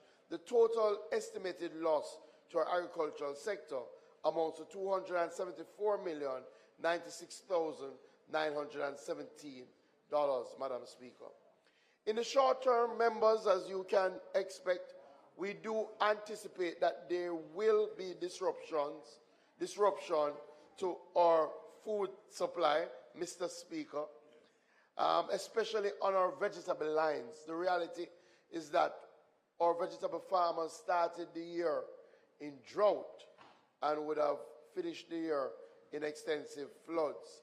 And as such, we do expect that there will be a downturn in supply, which often gives rise to increase in prices.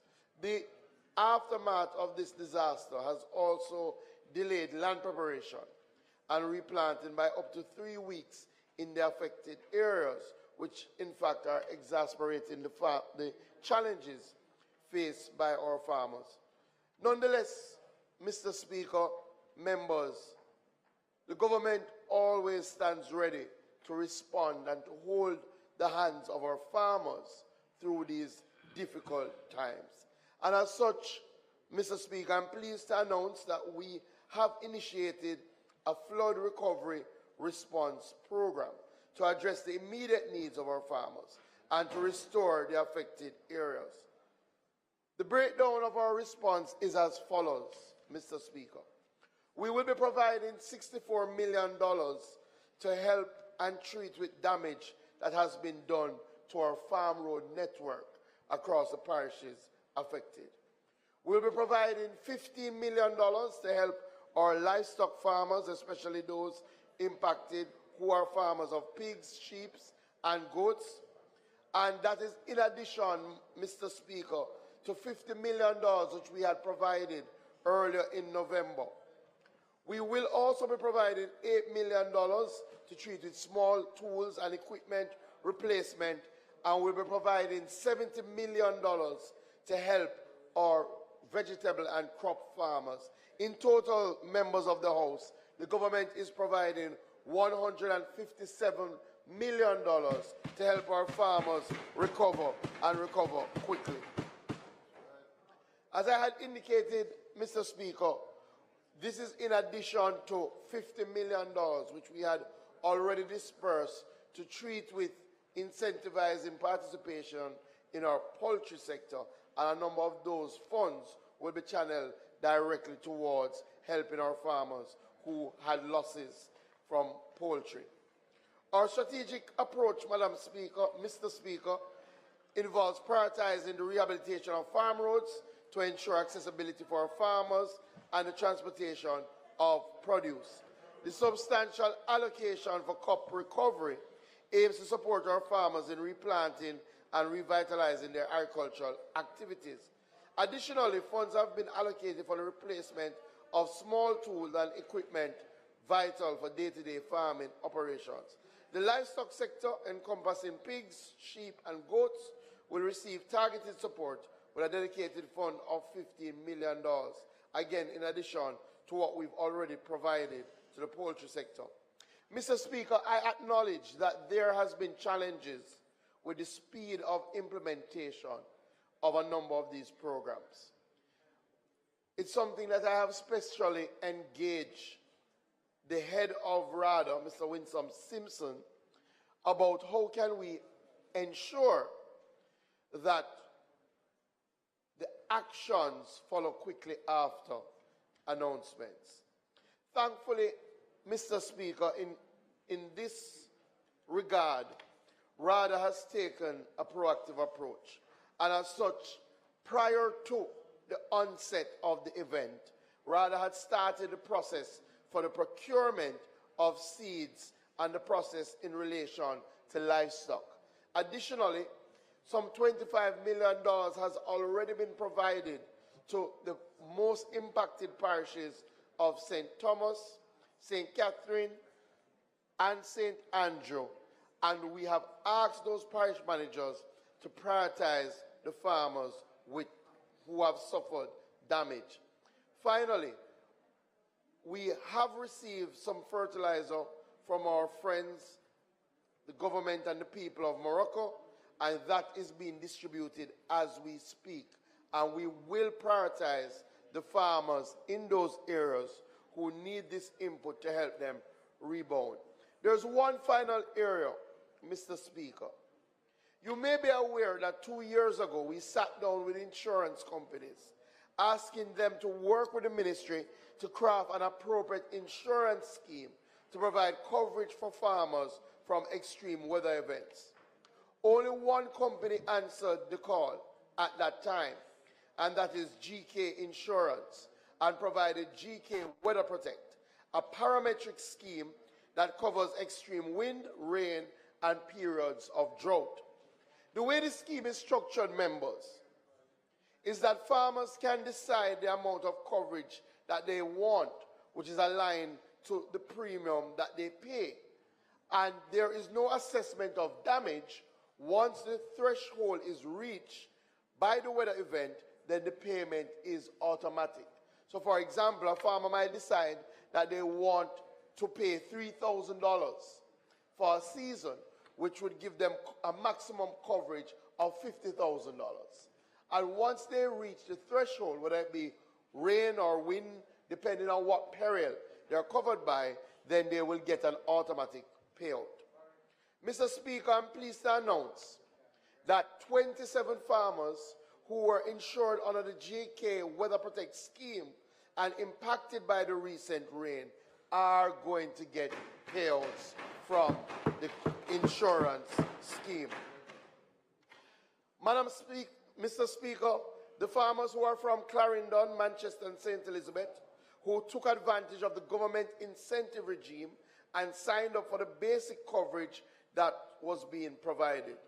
The total payout amounts to $675,000, and what it means for those farmers is that without any reference to the ministry, they will have resources to rebound from the most recent weather event. This is a step in the right direction. What we need, members, are more farmers to sign up. And as such, the Ministry of Agriculture, Fisheries and Mining has been exploring strategies that we will embark on for the next financial year to get more farmers on board. Additionally, we continue to encourage other companies to get involved in this field so that we can provide options for our farmers to protect their agricultural enterprise. Mr. Speaker, our goal is not only to address the immediate aftermath of natural disaster, but it is also to build resilience within our agricultural communities. We acknowledge the challenges our farmers face and remain steadfast in our commitment to support them in overcoming these difficulties. As we move forward with the flood recovery response, collaboration with relevant agencies, local communities, and our valued stakeholders will be paramount. We express our gratitude, Mr. Speaker, for the ongoing support received, and assure you that the Ministry of Agriculture, Fisheries and Mining is dedicated to swift and effective recovery of the affected agricultural sector. Mr. Speaker, we look forward to working together for the continued prosperity of our agricultural sector. Our vision for continued prosperity of the sector extends beyond our immediate recovery efforts and is a commitment to sustainable growth, innovation, and resilience. I thank you.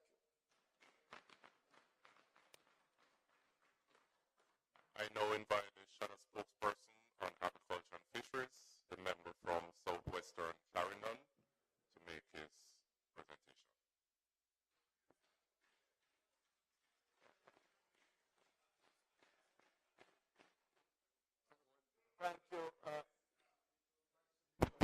Thank you, Mr. Speaker, on your maiden stint in the chair. Mr. Speaker, Minister, I want to also thank the Minister for the statement he gave to this House. But, you know, what is important is that we must accept certain realities. And the reality is that as we are here in this House, the vast majority of consumers are facing a crisis when they go to the supermarkets and the markets. It is no secret that the cost for basic vegetables have increased exponentially. We all would have encountered that in our very households. So we can appreciate that the vast majority of Jamaicans are also experiencing that increased cost for tomatoes, cabbage, carrot, lettuce, you name it. The reality, though, is that though the flood damage would have set us back,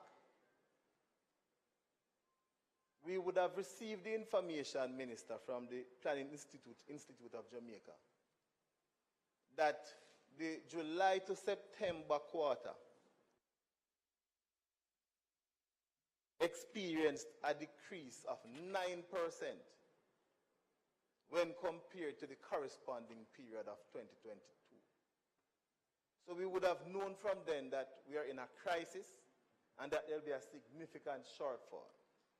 And what the PIOJ referenced as the cause for that decrease was, one, lower yields, and two, reduced areas harvested. So it would appear as if there was not an appetite during that period for persons to start the farming process. And so what is happening is that now we're here. We are confronted with the flood damage. But the flood damage is not the only cause of the shortfall. That is the point. And these factors are known to us. Drought is known. Increased rainfall is known. I've stood here in this house and I've spoken on it numerous times. The solution is simple. I've put it to the house many times. It's not about chucking water. It's about capturing that volume of water that we see every year flowing out to the sea and utilizing that water in periods of drought. Microdams, very effective years ago. And we have not done much to advance the usage of it. Now, the reality is this, that we have already started to import tomatoes and carrots in early November. Those came in early November before the flood damage. Now the question is this: have we done a gap analysis to see what the shortfall will be for the Christmas period? Because as we are here speaking, we are importing. And so we need to do a proper analysis of where we are now, what needs to be imported, so that we don't have an excess in imports, which is going to affect the farmers who may have produce come December. Now, I've heard the announcement, but the truth is that many of us saw on the news farmers who said they have $30 million worth of losses. And what is the solution for that? It has always been here. But because of panic, insurance is not the solution. The solution is we have an Income Tax Act that provides for farmers to be approved. It provides for farmers to be approved, and most of the big companies, Separate, Ray and Nephew, all of them, are approved farmers. Section 36B of the Income Tax Act provides, notwithstanding the provisions of subsection 2, a person who operates an approved farming enterprise may set off any loss incurred, listen and learn, any loss incurred in connection with an prescribed agricultural activity against profits or gains arising from any other trade, listen carefully, because sometimes we don't listen, business, profession, employment. So a lawyer, a doctor who has that $30 million when him lose it, if he makes $30 million as profit for him legal practice, once he's approved, him can write off that entire loss. That is the incentive that we provided from day one for persons who are professionals to get involved in farming. The member time has expired. House Leader.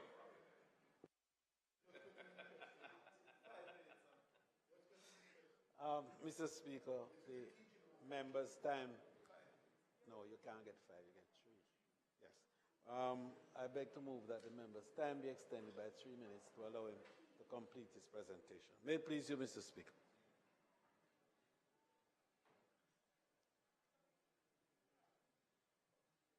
The motion on the table is that the member time be extended by 3 minutes for him to finish his response. All those in favor? Aye. Those against? The ayes have it. Member. Also, Minister, we have heard the cries of the fishers, the fisher folk, the lobster fishers who said that they can't find market. And there is this issue about imports. And the Ministry of Agriculture was quite correct when they said that there were no imports. Because what they're referring to is the normal procedure of imports. But what the fisher folk are referring to, Minister, is a loophole provided by Section 54(1), of the Fisheries Act, which allows for a local person to be designated on behalf of a foreign company, right? It is here, right? It is 54(1). You can research it. A foreign fishing vessel license. Someone in Jamaica can, as long as there's somebody in Jamaica, and that is what is happening. The Hondurans are here. The Hondurans are here, and we know it. And they are here because of this loophole in 54(1), which allow the local fisher, somebody who is local, the big companies.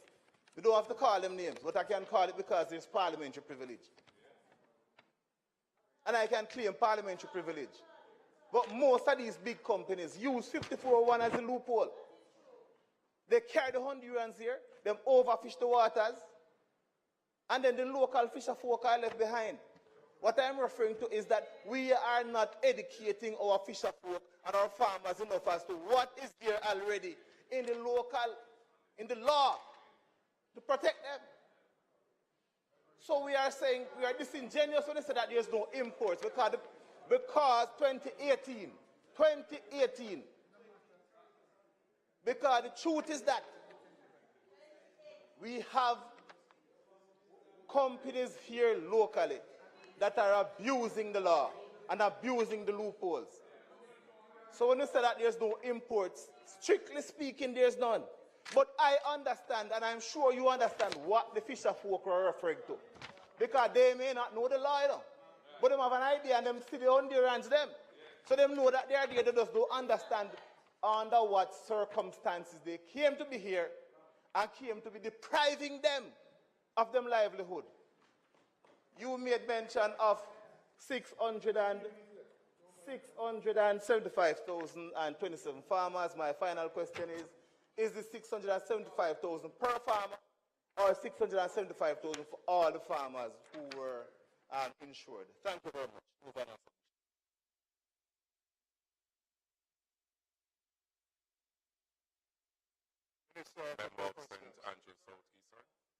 Couple of questions. Can you indicate whether the ministry has granted licenses for the imports of specific food items since the floods, and could you indicate the types of food items?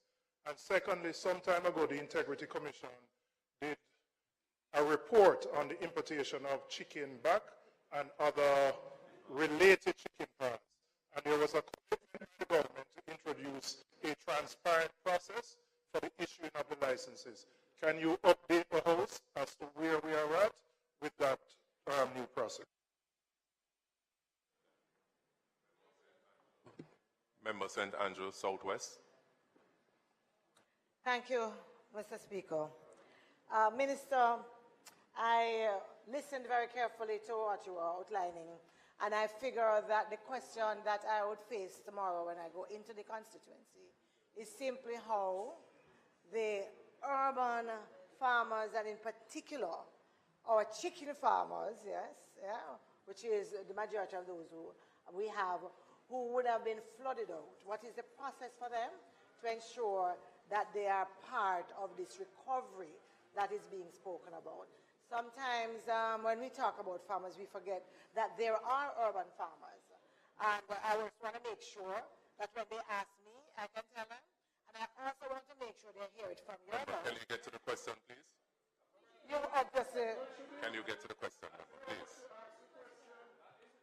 Boy, no, that's okay. You come ready for me, but that's okay. Mr. Minister, I'm just simply asking. I am.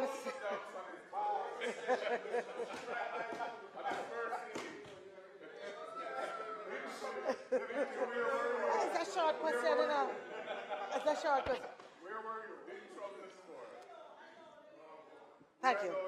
Minister, I figured you didn't hear, so I wanted to just make sure that you heard the question that was being asked. For the urban farmers, in particular the chicken farmers, I want to know the process. I want to be able to tell them, and I also want them to hear it from you as well, Minister, so that they can keep both of us accountable to the process, the transparent and fair process that you will outline.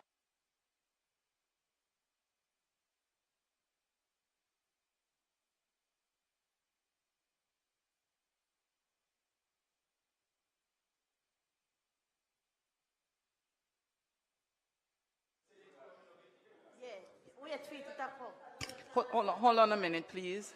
Member from St. Andrew. No, not Southwest this time. Western. Member Hilton, turn your mic off, please. So what ended up happening, member from St. Andrew Southwest, member from St. Andrew Western, mic was on at the same time, and you're barely hearing your question. So I'm asking you to please just repeat the end of your question to Honorable Minister. Thank you. I appreciate that, Madam Speaker. So, Minister, the question is just very simply that for the urban farmers, and in particular the chicken farmers, who would have been badly affected by the recent floods, based on what you have outlined, I want to make sure that we are clear, you and I, and they are clear, listening to you, about the process for redress and for claim, to ensure that they understand the transparent and fair process that you have put in place.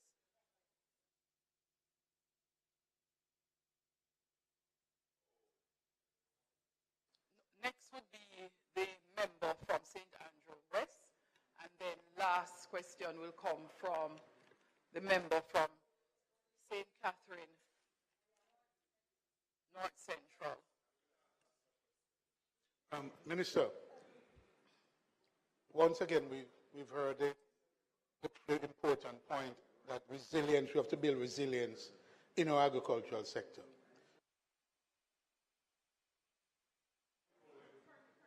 Again. Resilience. May I repeat? Once again, we've heard a discussion around resilience in our agricultural sector.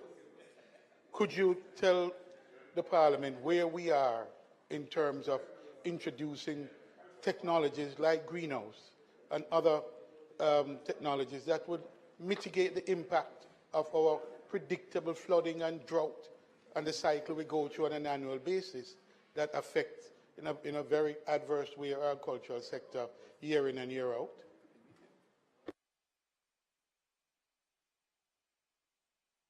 Madam Chair, as it relates to the appreciated announcement regarding farm roads and the assistance which will be given to farm roads. I mean, I don't want to be parochial, but I have to be. That's why I'm here.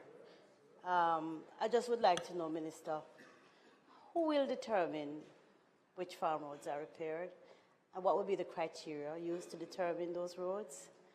And that I am praying that somehow the gods will bless me with one of them as well. And you know which one, because I've been at your feet. Member, I had indicated final question. However, the latitude is being given. This is the fifth and final question. After that, Minister, could you be so kind to turn your mic on so that we can proceed afterwards? Thank you. Thank you for the latitude, Madam Speaker. Minister, you came here to give a statement on the issue of the flooding. But I think as important to the flooding, the issue of predial last night. Because I think that part of the challenges that farmers, hence your reduction also in production, is the issue of predial last night. And as a rural member of parliament, seeing the the prevalence of predial larceny on a daily basis.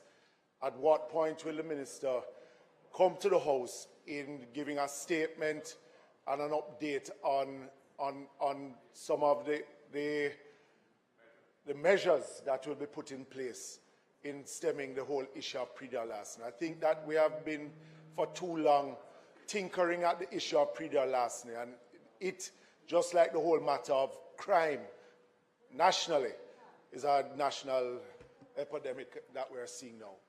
Can the minister give us some assurance on when that will be? Members, I am definitely going to circulate the section that deals with questions so that members are very clear on what questions are versus statements. Minister, yes. Proceed. Thank you, Speaker, and I thank the members, but I appreciate especially your guidance. Nonetheless, Madam Speaker, I'll try to treat with all the matters raised, even though there are definitely some that have been raised that were outside of the scope of the statement. The predial larceny member from predial larceny, the member from Northwest, the member from Northwest, yeah, the member from Northwest Manchester. I think you were absent when we brought before the House the Agricultural Produce Act. And I say that because in starting the debate, I did speak about some of what we're doing in a more comprehensive approach for predial larceny. I do appreciate the point that predial larceny continues to be one of the major hurdles facing people who are involved in agriculture and who are looking to get involved in agriculture. So we did speak to some of the things that we have done in relation to amending our anti-gang legislation so that predial larceny can be charged now under the anti-gang legislation. I spoke to the units that we've set up. We've set up 7 units to treat specifically with predial larceny.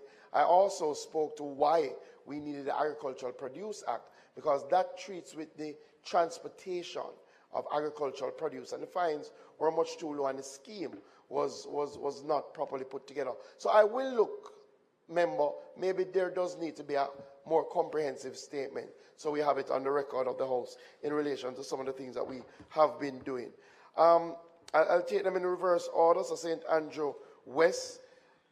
Yep, so, you know, the realities of climate change are here with us. And as we build resilience, we still are recognizing that some of the events that we're having is almost very difficult to plan for. When you have 18% of your average yearly rainfall in the space of 24 hours, which was what happened in Tropical Cyclone 22, you see the tremendous difficulty.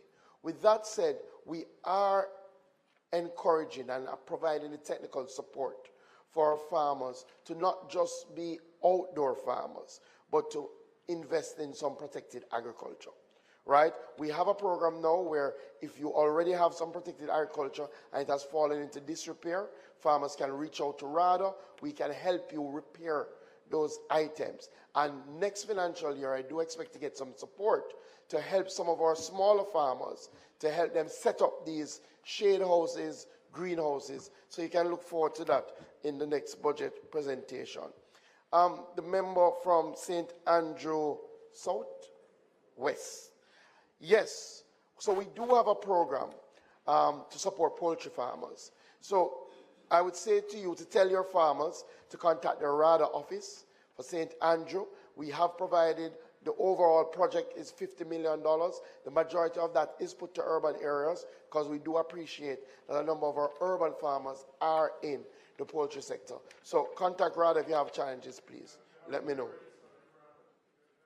So, yes. So remember, one of the, and it probably feeds into your next question, one of the transparency and accountability mechanisms is that our farmers have to be registered. There's nothing stopping, if you're an urban poultry farmer, you can get registered. And I say to the members of the House who have urban constituencies, we are willing to have the RADA team come to you, set up a day and do a registration where they can go and look at what the cubs that they have set up so that we can have that. So we have no difficulty. I don't want to miss, I didn't make a note. So the member from St. Catherine, North Central. So the 64 million which was spoken of will be directly aligned to the areas that were impacted by Tropical Cyclone 22, right? So again, we've already identified some areas were more impacted than others, right? So there are some areas, especially in St. Thomas and in East Rural St. Andrew, and in parts of St. Catherine, right, that have been tremendously impacted. So that is how it will be done in terms of the assessment and doing the work. You know, it may be best, the member from St. Andrew, what's your constituency? Southeast. It may be best that you, especially in relation to the importation of chicken parts regime, that you know, well, let me say one thing. We have put in place a new regime. We have put in place a tiered system, right, where people qualify in relation to a number of different assessments that are done by a technical team, right? And that is operating now. It is still fairly new. We are going through teething pains, but that is happening now. Since the flood, there has been no specific additional item. In other words, and I'll speak in terms of the gap assessment, we have been looking at the gaps that are out there, right? It's always a delicate balance. This Minister of Agriculture is not interested in imports. We want to drive local production. With that said, clearly, we do appreciate the realities out there facing the consumers, right? So we do have some specific things that are regularly a part of the importation regime. That would be things like onion, things like potatoes, right? But there has been no new item brought yet. But the team is out there doing the assessment. So going to some of the things that were said by the shadow spokesperson. So we are doing an assessment, and we do regular assessments in relation to gaps. But I want to start where he started, because there are a number of fallacies that the shadow spokespersons kind of embarks upon. And I don't know if it's because we are now in the political, I am going to say it. I do not know if now that we are in the political silly season, why a very rational, up to now, shadow spokesperson is making comments that he knows, he absolutely knows the rationale, the reasoning. Nonetheless, he fails to raise it, but raises issues. And I'll deal with them one by one. So one, when we speak about reduction in yields, that he would have looked at the PIOJ data and he would have seen a reduction in yields and a reduction in area under production. Madam Speaker, the opposition spokesperson also knows that this country experienced the worst drought ever in the history of the country, starting from October 2022. Now, if you are going through drought, Madam Speaker, let me put it that different way. I don't know. Members, please allow the minister to speak. Let me educate you. The members, the statements being made, though distracting, are not heard by the media or answered. It is as if they have fallen in the forest dead. Do not disturb the minister. So, Madam Speaker, again, so the member raised lower yields and lower areas. We went into drought October 2022. Once you're in drought, Madam Speaker, because the foundation of our agricultural sector is still based on rainfall, and I'll get to that, once you're in drought, even if you plant the same amount, you're going to get lower yields. Now, if you're in drought from October, Madam Speaker, and you come into a planting cycle in January, in February, clearly you're not going to plant the same amount. Our farmers are smart, so they're not going to outlay the same amount because we are in, let me say it again, not a regular drought, not the drought of 2 years ago, not the drought of 10 years ago. Since we have been recording drought in our country, we are on the lowest level. And you know what we should be saying, Madam Speaker? But he may have missed this. We really should be commending our farmers. Because, Madam Speaker, let me explain to you why. Let me explain to you why. Madam Speaker, in 2021, this country hit the highest production levels ever recorded in our history. For the first time, we passed over 700,000 tons of local production. That's 2021. In 2022, we beat that and passed over 800,000 tons. So, Madam Speaker, I want you to follow me now. We have had the worst drought in our history, and we are just down 10%. So we are not even back to the levels prior to COVID. Oh, I understand. So we are still higher. So, you see, Madam Speaker, a flawed analysis will lead to the wrong conclusion. Right? And when we looked at the numbers, Madam Speaker, the reduction in acreage pales in comparison to the yield. The real challenge that we've been seeing is the yield. Farmers are going out, but they're not getting the yield large because of the access to water. And you know what, Madam Speaker? We are facing this problem now because for decades, governments did not put significant resources, investment, money. Yes, and let me tell you, I hear the members say, really? You know, let me tell you, Madam Speaker, let me tell you something. Let me tell you something. There is a community. I want you to listen to me. There is a community. There is a community in Clarendon. Minister, I'm going to break you again. The Assistant Clarke was pointing out a while ago that time for answering questions has also expired. So I am making sure to spend a little time ensuring that everybody have an appreciation for the standing orders and why questions are to be asked in a particular way. Now, 3 questions would normally be what is allowed at question time, and it is the Speaker's discretion to allow more than 3. When that is done, what happens is equally the minister required to answer the questions will end up speaking far longer than 5 minutes because of the volume of questions that were asked. So since no one is listening, I have no challenge. I'm sure persons will hear the next time we limit the questions to 3 questions and ask persons to submit the remainder in writing. Minister, I'll allow you to complete. I'm asking members, I would love to hear the minister's response. Please allow him to speak without the noise on both sides of the House. It is very important to hear. So, Madam Speaker, as I was saying... Member, so I am learning to name. So, member, I do not want to name you because it's easier to remember your name than your constituency. And if I make the mistake and call your name, I know what the marshal will think it means. Please respectfully allow the minister to respond to your questions.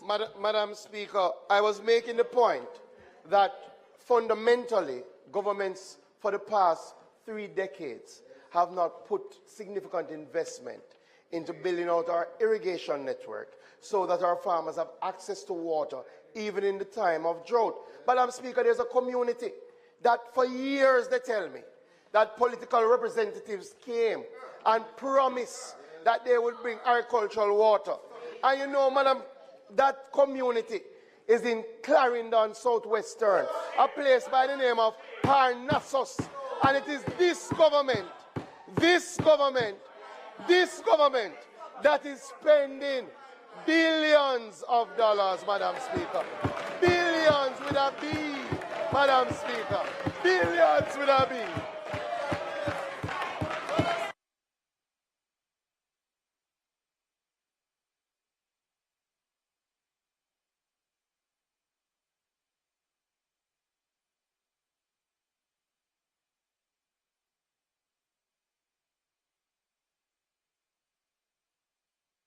Speaker. Madam Speaker, on a point of order. Please, let us hear your point of order. Is misleading the House. Panarsos is an area that was known for banana cultivation for years and had extensive irrigation. There were wells there that you are now rehabilitating. So you are misleading the House. There are 3 wells that you are rehabilitating. So you are misleading the House and you need to withdraw that comment.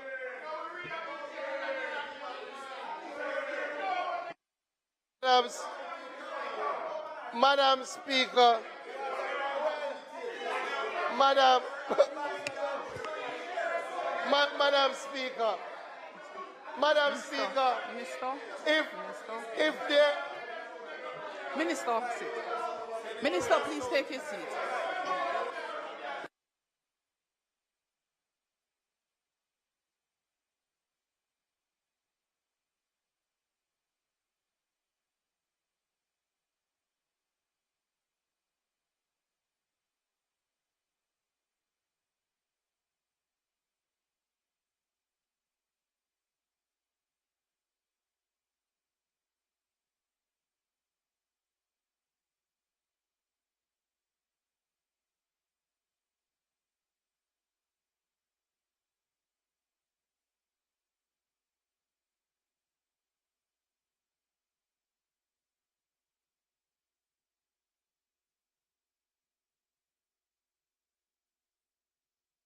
Member from Clarendon Southwestern. Member from Clarendon Southwestern. You have been allowed to speak. You have been allowed to ask your questions. You have been allowed to stand up and on a point of order make your statement. I am now asking you to sit quietly and listen to the minister.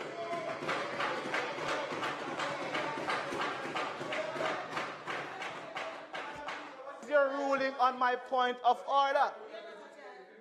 Madam Speaker, what is the ruling on my point of order? Because I have presented, the House is being misled. Member, the House is member, being please misled, take your seat. And I've just indicated certain things that the minister cannot. Member, please take your seat. So I want a please ruling, Madam take your Speaker. seat. Now, member, you cannot insist on a ruling, particularly for a speaker who has no clue as to whether or not your statement is correct. As to whether or not your statement is correct. I do not know if you even have one well in the particular place he spoke of. So, I am now speaking. Member, I am speaking. No, member, I am speaking. I am speaking. I am speaking, member.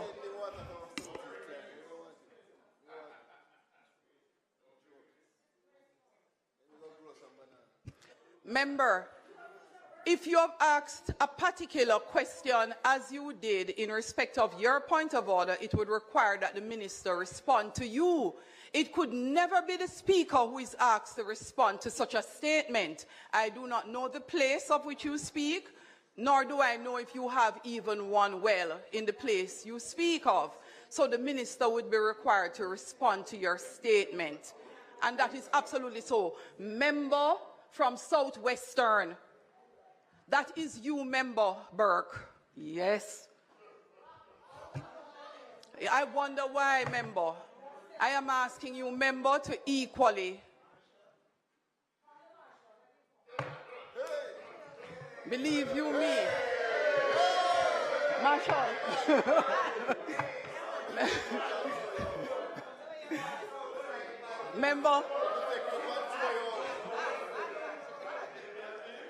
Member, I promise you, you would not want the data to happen. It must be.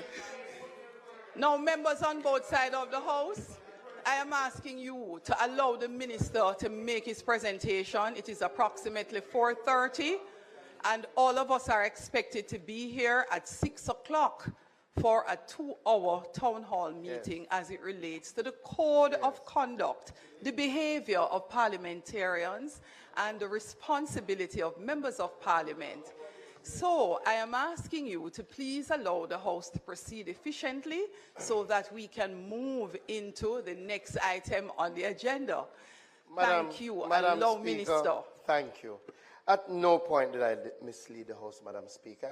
I was very clear in saying that for years people have been asking for irrigation. As the member said, he indicated that the wells were no longer useful. He said that. So you can't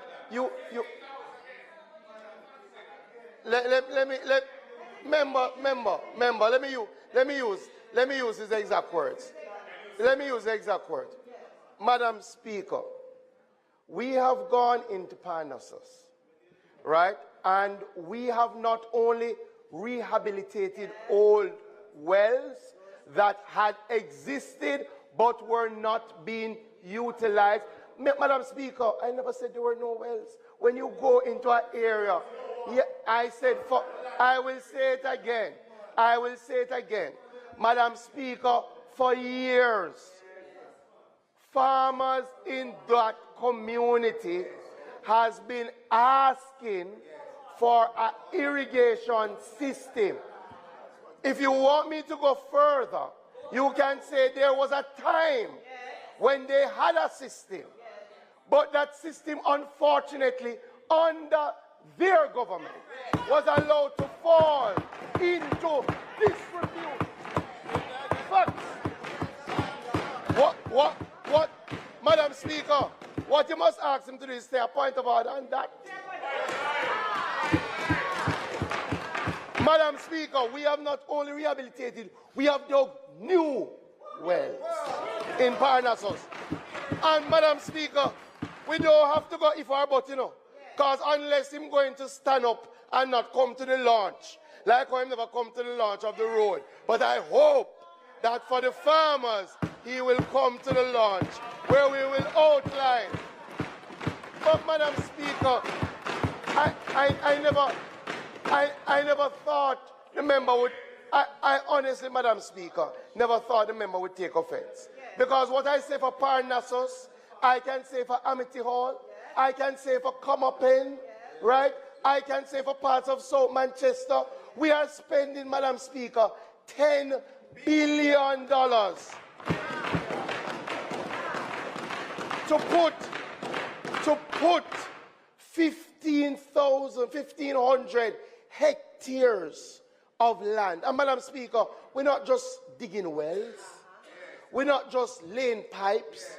We're building administrative buildings. We're building storage buildings. We're building processing facilities. You know, one of the things that his farmers, the farmers in his area, will benefit from, we're going to have a matching grant program. They come with some money to start their enterprise, and the government will match it under our new program. So, Madam Speaker, the beauty is that this is not about personality. This is about the farmers. And I've said it, and I'll say it here. Madam Speaker, for me, farmers have no color. I don't care who they support. I don't care who they vote for. We are going to do the work to serve every single farmer. Two more areas. Two more areas. Two more areas. Two more areas, Madam Speaker. Madam Speaker. Madam Speaker. So, Madam Speaker, I understand. Two more areas. Madam Speaker, the people, the member suggested, and I'm not saying he's saying instead of. I'm not sure, I don't think he said that. But what he's suggesting is that what we do in terms of an incentive to farmers in the light of a recent rain event, tropical cyclone that has wiped out a number of our farmers. The member is suggesting that we say to farmers that they should file against the profits that they would get.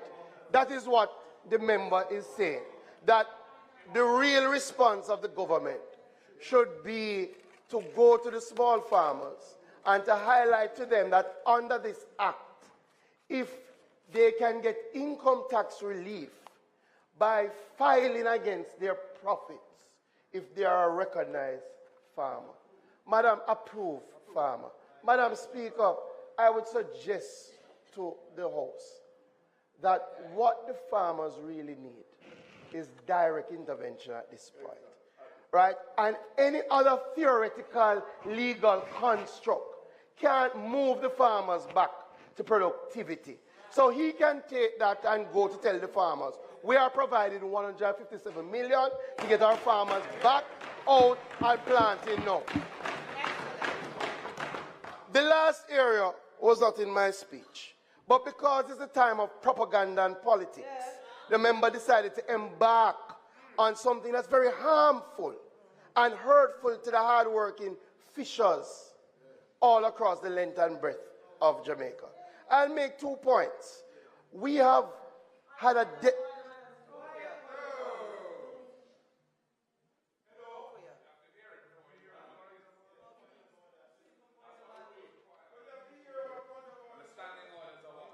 Yeah, Madam Speaker, the member is imputing motive, and I think that that is not allowed by the standing orders and totally out of order for him.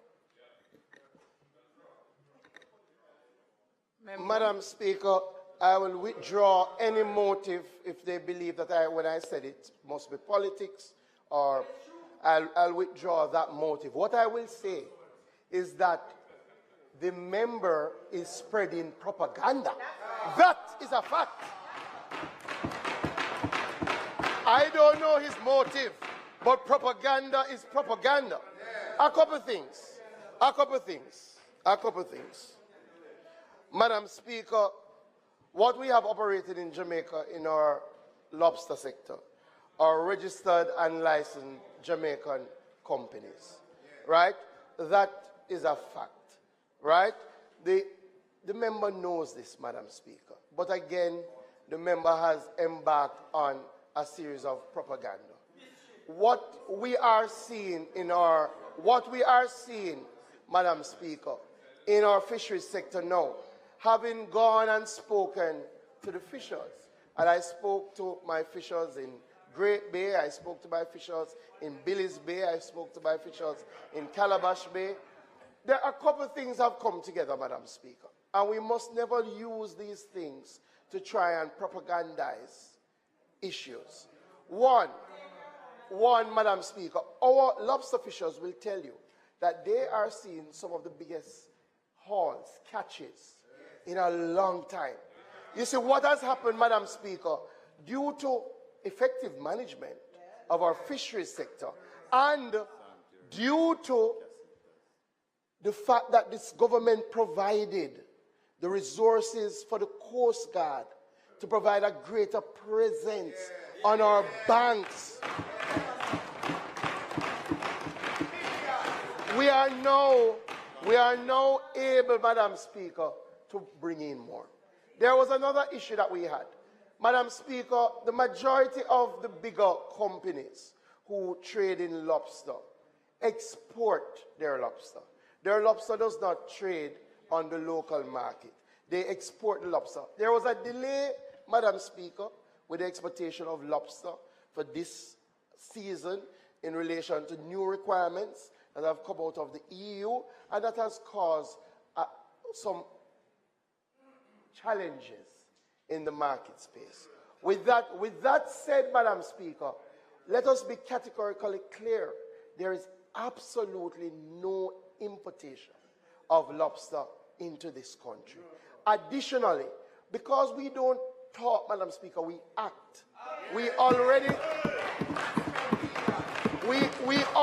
Madam Speaker, we already dispatched the National Fisheries Authority to go into our fishing communities to see if there is truly a challenge facing our fishers. and where they found that there was a challenge, to deal with it effectively. I can tell you, our head of the National Fisheries Authority went into Great Bay, met with the fishers, and I can tell you, our fishers are continuing and expect to have their best Christmas ever. So,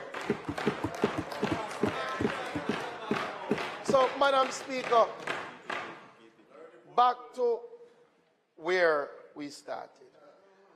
Our farmers and our fishers know if there are any challenges that they face, we won't hide from it. We will treat with it frontally. We will have the teams dispatched to meet with them. The minister makes himself available because there is no sector more important than agriculture and fisheries. And this government and this minister will do all in our power, along with State Minister Witter, to ensure that if they face flood, if they face drought, we don't laugh about it. We don't try and make it into anything for the trail. We act upon it. We will be there for them in the good times and in the bad times. Thank you, Madam Speaker.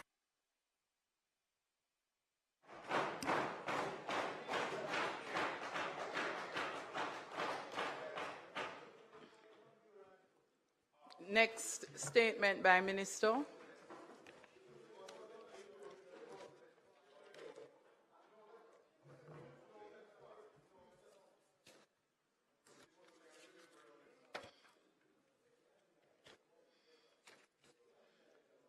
Minister of Labour and Social Security, the Member of Parliament for Clarendon South Eastern, will now make his statement.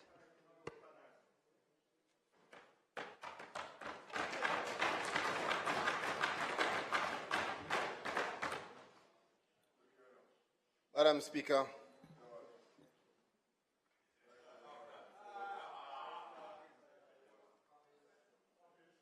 the copies have been distributed. Well, they've been handed out at 2 o'clock. I do believe they were circulating because I saw them walking around with it, But and I got mine quite a while ago. We have more, Madam Speaker. No pictures on them. Yes. Madam Speaker, I rise to present the third and final parliamentary statement for today, a statement that perhaps will bring some tranquility. Yes, tranquility. No. But it's a statement. Next week we'll talk about the goodies. This week we're talking about an important sector, persons with disabilities. Madam Speaker, last Sunday, December 3rd, the world celebrated International Day of Persons Living with Disabilities. This week, from December 3rd to 8th, we here in Jamaica recognize Disabilities Awareness Week, which began with our church service on Sunday. Yesterday, Madam Speaker, myself, Minister of State, Dr. Dunn, and our team, we launched one of the most critical tools in this sector, the accessibility checklist, a very important element in our efforts to advance inclusivity for persons with disabilities. Madam Speaker, this launch comes on the heels of the implementation of the Disabilities Act in 2022, a significant element in the framework to advance the rights of persons living with disabilities. What is true is that for us, the story of advancing their rights is a story of collective action and hope. And this accessibility checklist, Madam Speaker, an invaluable tool, will be used by all Jamaicans as a guide to increase awareness of architectural, structural, and communication barriers which prevent full access to buildings and facilities by persons living with disabilities. It further provides, Madam Speaker, instructions on the implementation of additional elements that will facilitate the inclusion and functioning of our persons with disabilities in spaces and areas where they have previously been challenged.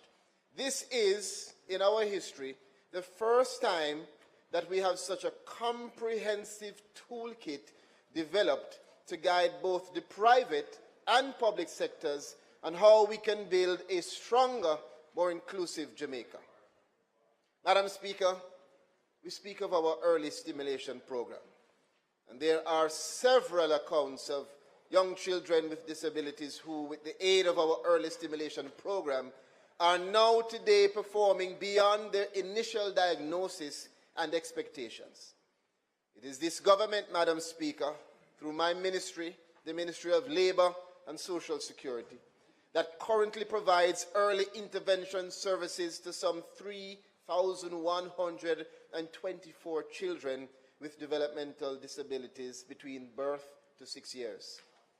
As a nation, let us thank the hard-working team at the Early Stimulation Program, parents, family members, all who are collaborating. And let me at this time just thank my team at the ministry, myself and Dr. Dunn. We have our permanent secretary here, Mrs. Collett Roberts-Risden, with our CTD, Mrs. Dare Williams, and the director, Suzette Morris. And I know, Madam Speaker, we also had Elsa Elizabeth Mark Willis here, a full team from the Ministry of Labour and Social Security who have been here from 2 o'clock waiting. We can give them a clap. They're well deserved.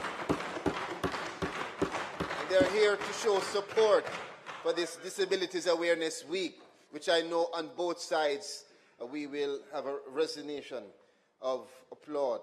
We provide our children in the early stimulation program, Madam Speaker, with speech therapy, physiotherapy, advanced developmental screening and evaluation, counseling, community and centered-based intervention, and behavior therapy. And this is all free at no cost to them.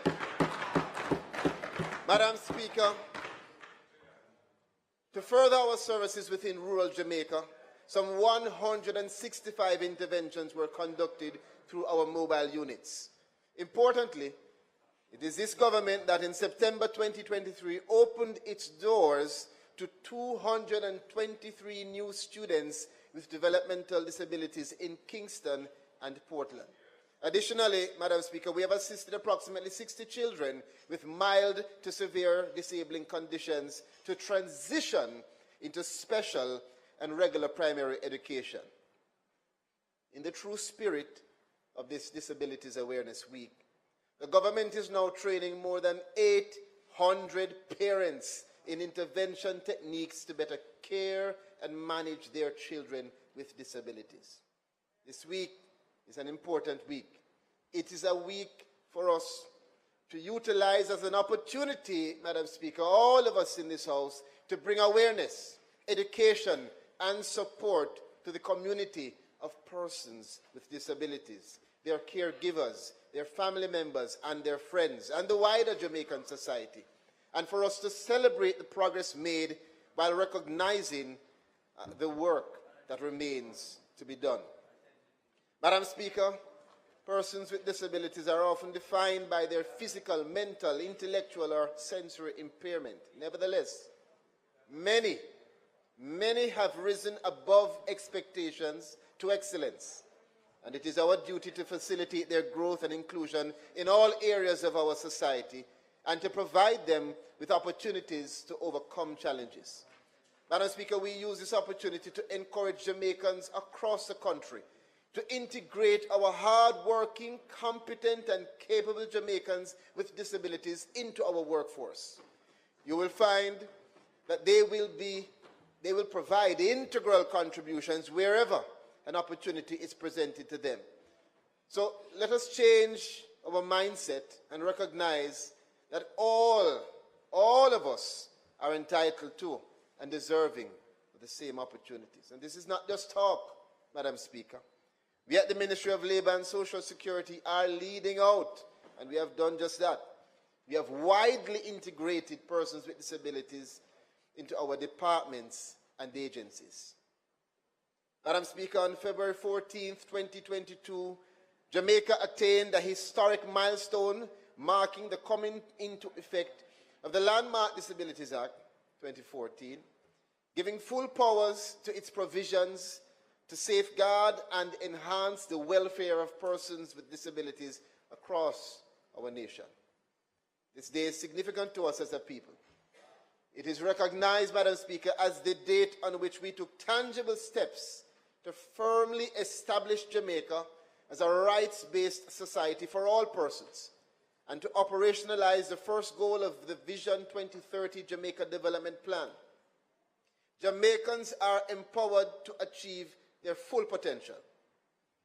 Madam Speaker, the Disability Subsector Plan of Vision 2030 promotes the creation of a Jamaican society that is inclusive, accessible, provides opportunities for all, and recognizes the rights, freedoms, and responsibilities of persons with disabilities in the process of nation building. Madam Speaker, we have work to do, but we are on the right path. It is estimated that 1 in 10 Jamaicans is a person living with a disability. Madam Speaker, significant progress has been made in advancing the policies and programs to provide for improvements in access to quality education for children with disabilities. Of course, this includes the establishment of special education units within mainstream schools and the provision of support services and accommodations. The government, Madam Speaker, of the current financial year. Despite these achievements, Madam Speaker, there is much room for improvement if we are to ensure that all spaces are accessible. So we make a call to Jamaica for us to improve accessibility in our offices, in our churches, in our schools, in our homes, in our communities, in our business. Madam Speaker, this accessibility checklist serves as a guide to achieve these goals. It is an invaluable tool adopted from the United States of America America's Access Board, and as a result of the collaborative partnership between our Jamaica Council for Persons with Disabilities and the Bureau of Standards here in Jamaica. The checklist was meticulously crafted to serve as a user-friendly, very easy to read reference for pinpointing architectural and structural obstacles in areas frequented by individuals with disabilities, and it provides a valuable instrument for identifying and addressing these barriers, and can be easily accessed on the internet as well. Colleagues, let me pause here to just emphasize that the accessibility checklist is not intended in any way to replace compliance with the national building codes. Instead, it serves as a companion tool designed to heighten awareness among those entrusted with the planning and development of our buildings and facilities, including our engineers, architects, contractors, developers, to ensure that the needs of individuals with disabilities across the country is taken into full account in the design of our buildings. Our public buildings must now include essential features such as ramps, rails, elevators, and other necessary accommodations to facilitate full access to all. I want to assure this Honourable House of our commitment at the Ministry to the unwavering pursuit of legislative and policy priorities concerning the community of persons with disabilities, and in particular our commitment to accessibility, which we have made a strategic priority for current and upcoming financial years. As we look to the future, Madam Speaker, our vision for an inclusive Jamaica encompasses more than just accessibility. We will continue to take active steps towards the improvement and expansion of social and economic services to persons with disabilities to facilitate their increased independence and participation in society, increasing equity for all. We will continue to tirelessly pursue the establishment of standards to reduce discrimination in access to education and training, employment, transportation, and health care for persons with disabilities. House Leader, the Minister's time for speaking has expired.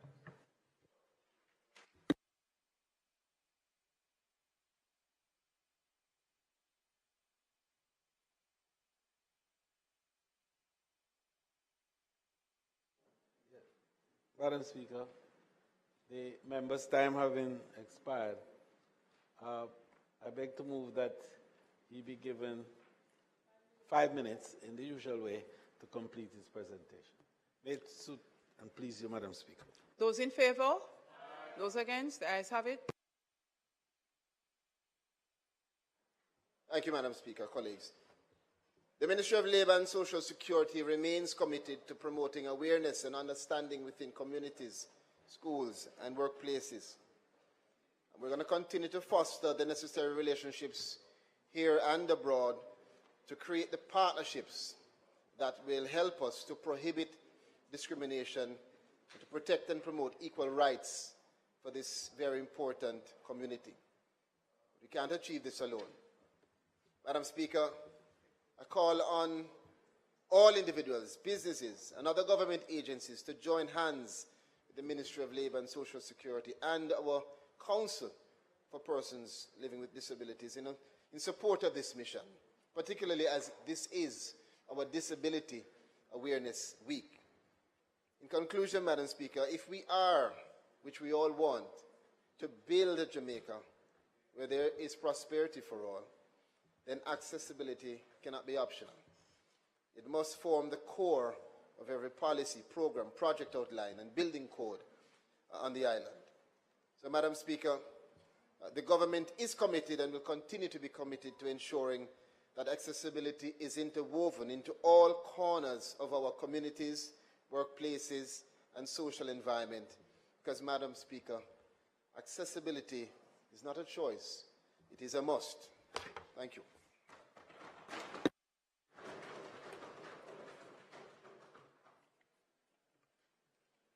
The member from St. Andrew Southwestern will respond. Thank you very much, Madam Speaker. Madam Speaker, I thank the Minister for his presentation against the background of Sunday being celebrated as International Day of Persons with Disabilities. Under the global theme, United in Action to Rescue and Achieve the SDGs for, with, and by persons with disabilities, and also against the background of Disabilities Awareness Week. I have, just to make it clear, as is the custom, that I have just received the presentation and I have tried to listen and read at the same time so that I could respond appropriately. And I note some of the actions and activities and programs that are described herein. And let me say off the bat that it is always important for us to continue to make progress. In this area, it's one of the areas that, you know, when we come to talk about governments and what they have been doing over the years, sometimes we pretend that those who have gone before us have done nothing. And this is not one of those areas where we could claim that. Certainly, Jamaica was probably one of the first, if not the first, to accede to the UN Convention on the Rights of Persons with Disabilities. And it meant something. And it wasn't just talk. We have been doing things. We hear the Disabilities Act of 2014, where we spent a long time doing that. Yes, it came into actual force in 2022. And 7 years after, for us to get to implementing it and to also then move to the regulations and even for the tribunal. I was very pleased when we established the tribunal, and I'm expecting that through the tribunal we will have a vigorous program of protecting the rights that have been accorded to persons with disabilities, and that persons will not be fearful or hesitant in making sure that they demand the protection that we have said that they are deserving. Notwithstanding all of what is happening, Minister, I know that you will agree with me that persons with disabilities is probably counted amongst the most vulnerable in our society. And they are because possibly 70%, maybe 80% of the community, when you compare them to able-bodied persons, whether it is in education, whether it is access to health care, and whether it is employment, they really fall way behind. And I agree with you that this is the challenge. As with so many of the other vulnerable groups that we have, the challenge is to make sure that we deal with the issue of stigma and discrimination, and that we improve those indices that we are talking about. Minister, I noted you saying that the minister currently provides early intervention services to some 3,124 children. Whenever I hear these numbers, the first thing that comes to my mind is that's good. Now, can we know that's 3,124 out of how many? What is the population that really requires the service in contrast to what we are actually serving? The other thing that I'm well aware of, because I remember one year Genesis had a very, very good program where for the summer they offered free of charge summer programs for children with disabilities. As I sought to help, to assist, and to encourage persons to take their children so that they could be included, so that they could have that, there were some other issues that really became, I realized were barriers, which is really just even around transportation, getting them to that site so that they can access free services. That's a challenge. Yeah, the caregiver, yes, absolutely. We remembered in COVID the issues with the shadows, for example. And so these are some of the other barriers that we have to be mindful of. And then when it comes to the burden of care, yes, for parents and family members, sometimes it is almost debilitating, and it becomes a whole family effort, and in many cases, a whole community effort.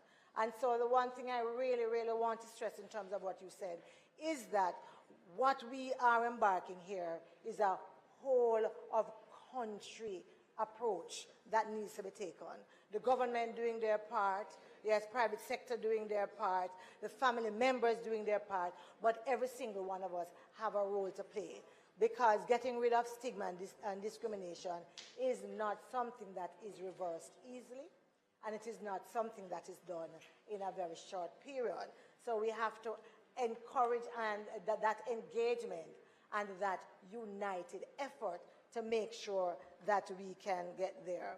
You know, the notion of this week, as well as the International Day of Persons with Disabilities, is really, behind it is a notion that disability is not inability.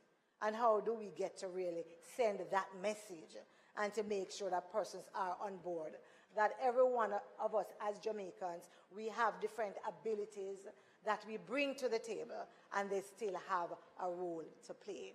So if I am to echo some of the terms that I heard persons using earlier, time come for an inclusive society, the building of an inclusive society. And this need not be one of those issues on which we are divided by colors or partisanship, because there are too many individuals and families depending on us jointly to move this forward. Thank you.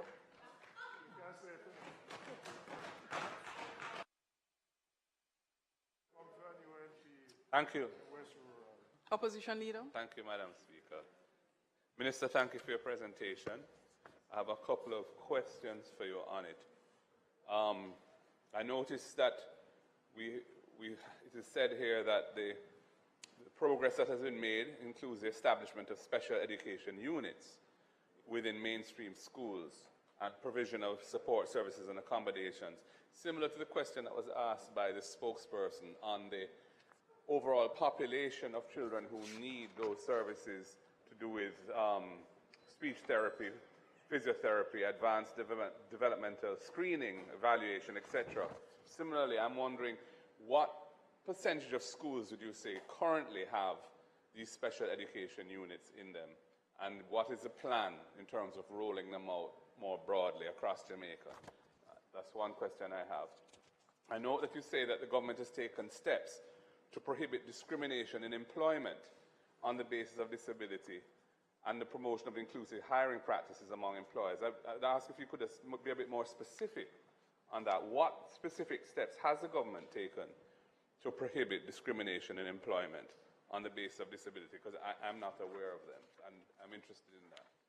And I noticed you've said that the public buildings of the country must now include essential features such as ramps, rails, elevators for accessibility for persons with physical disabilities in particular, but not just physical disabilities. And I agree.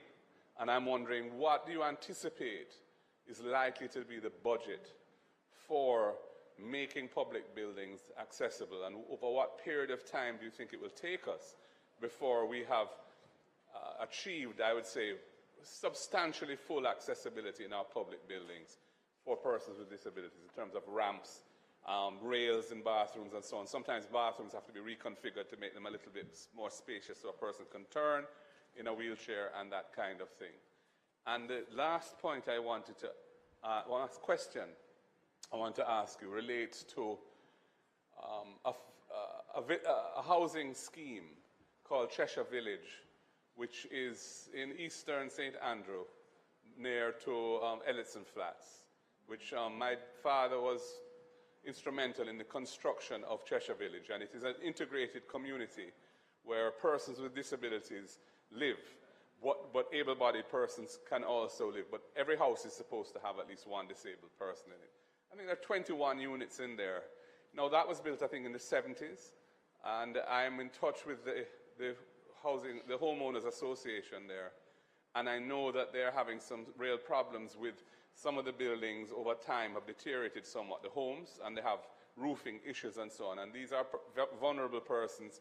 They pay rent, but a very modest rental for the renting of their homes, but they really aren't able to manage the repair to the roof. So I was just commending to you that if you could have a look into that, sir, and see if something could be done to assist those that have this problem with the roofing in particular, because with the rains and so on, some of them are leaking quite badly. Thank you very much, Minister. Thank you, colleagues. Thank you, members, for those input. Minister. Oh.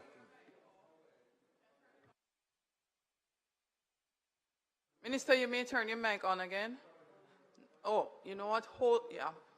Go ahead, member from Thank you, St. Andrew Western. Thank you, Madam Speaker. Minister, we have the Disabilities Awareness Week, and that comes on an annual basis. But are you satisfied that the level of education in the society as a whole is sufficient to really keep this issue frontally before us, so that we can begin to address the problem in meaningful ways? Because to do it annually and make a week of it is good and must be encouraged, but I believe we need to do more if we in fact are going to make the kind of progress that we need to make.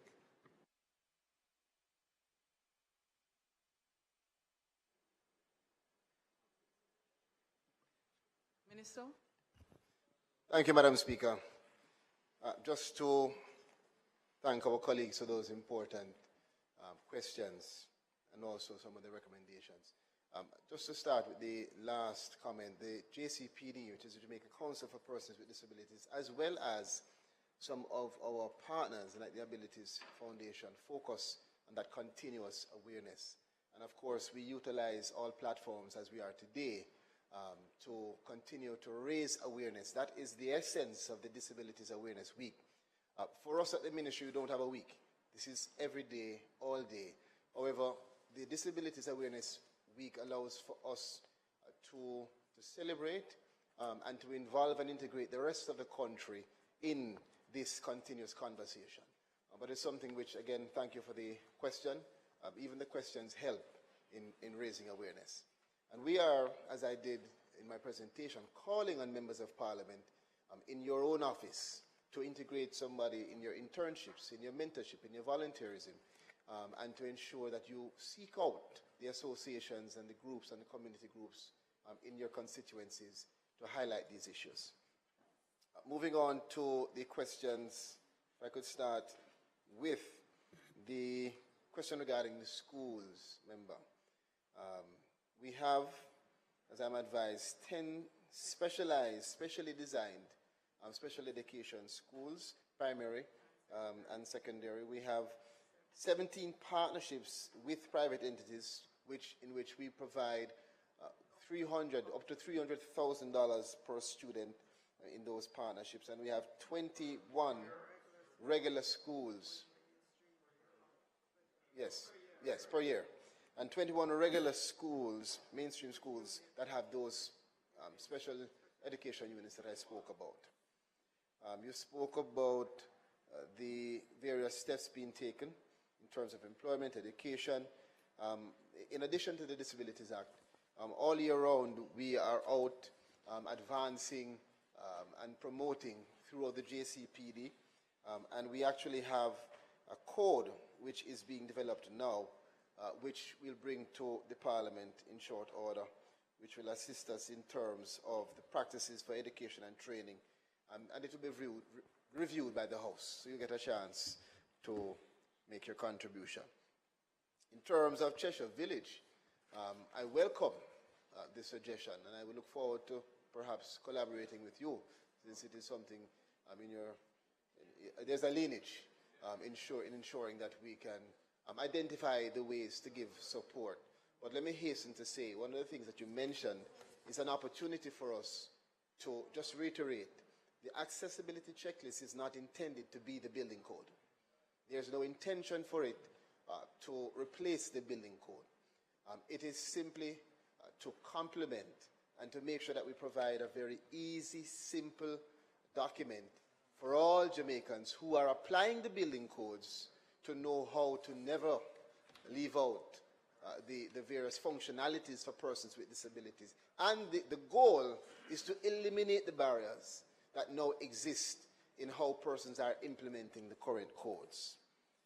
As it relates to the registry, member, in relation to you asked about the persons with disabilities, and I think it's a fitting opportunity for us to also again reaffirm the need for all Jamaicans who are either persons with disabilities or living with persons with disabilities to encourage them to register, right? Because when you speak about the specific numbers, the 3,124 of what number, this is why we utilize in this week every opportunity, every platform to call on persons to register so that we can have the most accurate number. We will next year have a particularly aggressive drive in going across the country in seeing that we can encourage as many persons as possible to register. When we do have that,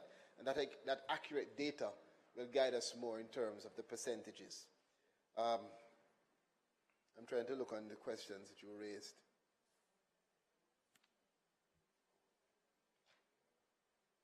Well, let me just, I think you raised also, member, a matter of the accessibility in all the various sectors.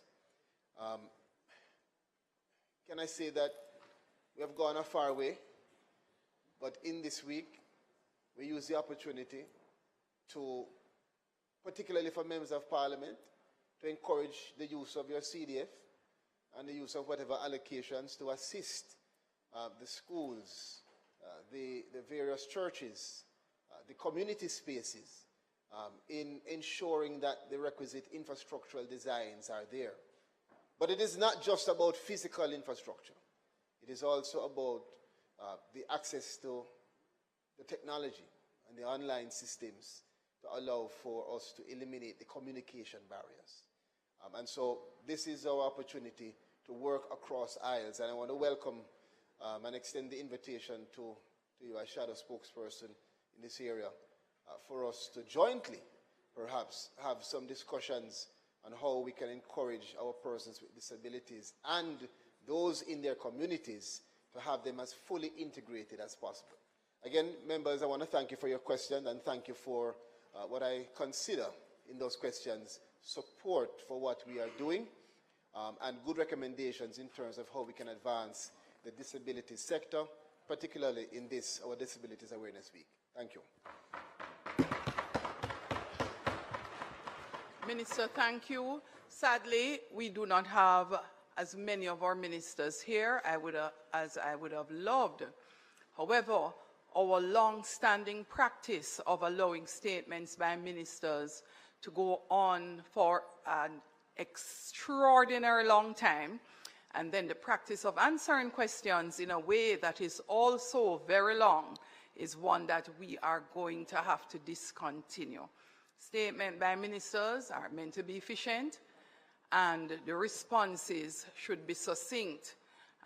Minister, just sitting, not specifically as it relates to you, it's just that you're here now, but observation for ministers generally, and one that we are going to have to enforce, being very efficient with time in respect of statement and responses.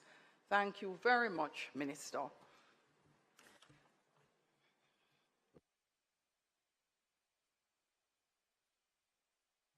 Announcements. Laid on the table of the House today are the following. Annual report of the Management Institute for National Development, MIND, for the financial year 2022-2023 and its related ministry paper numbered 104 of 2023. Ministry papers number 105, 106, and 107 respectively of 2023 containing cabinet agenda issues dated 28 August 2023, 11 September 2023, and 25th September 2023 respectively. The Bauxite and Alumina Industries Special Provisions Associated Producer Discovery Bauxite Operations Limited Number 2 Order 2023 and its resolution under the Bauxite and Alumina Industries Special Provisions Act. The report of the Joint Select Committee appointed to consider and report on the bills shortly entitled the Criminal Justice Administration Amendment Act 2023, the Offences Against the Person Amendment Act 2023, and the Child Care and Protection Amendment Act 2023. Also laid on the table today are copies of the Auditor General's Department Certified Appropriations Account for head 16,049 from the Management Institute of National Development for the year 2020-2021, 2021-2022, and 2022-2023.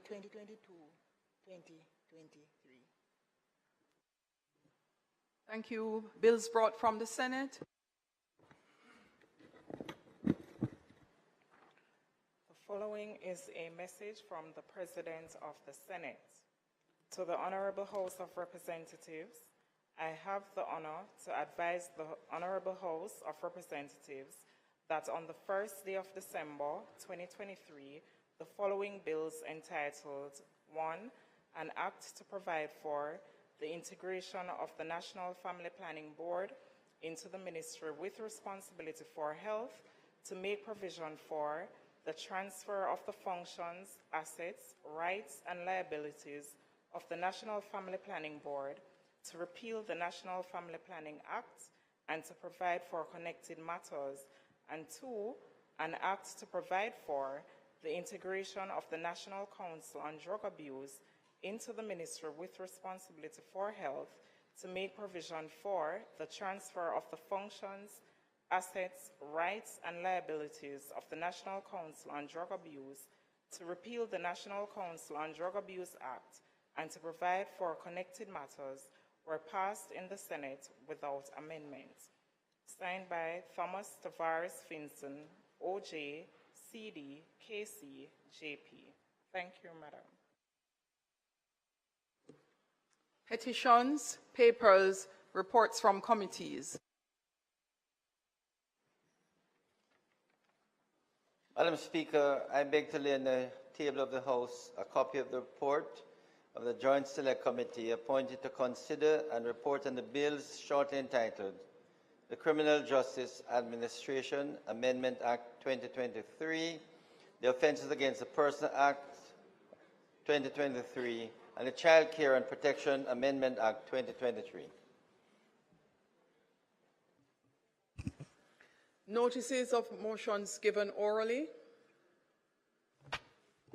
Speaker, I beg to give notice that at the next meeting of the House, I will move, be it resolved that the report of the Joint Select Committee appointed to consider and report on the bills shortly entitled Criminal Justice Administration Amendment Act 2023, the Offences Against the Person Act Amendment 2023, and the Child Care and Protection Amendment Act 2023, which were laid on the table of the House on the 5th day of December 2023, be adopted.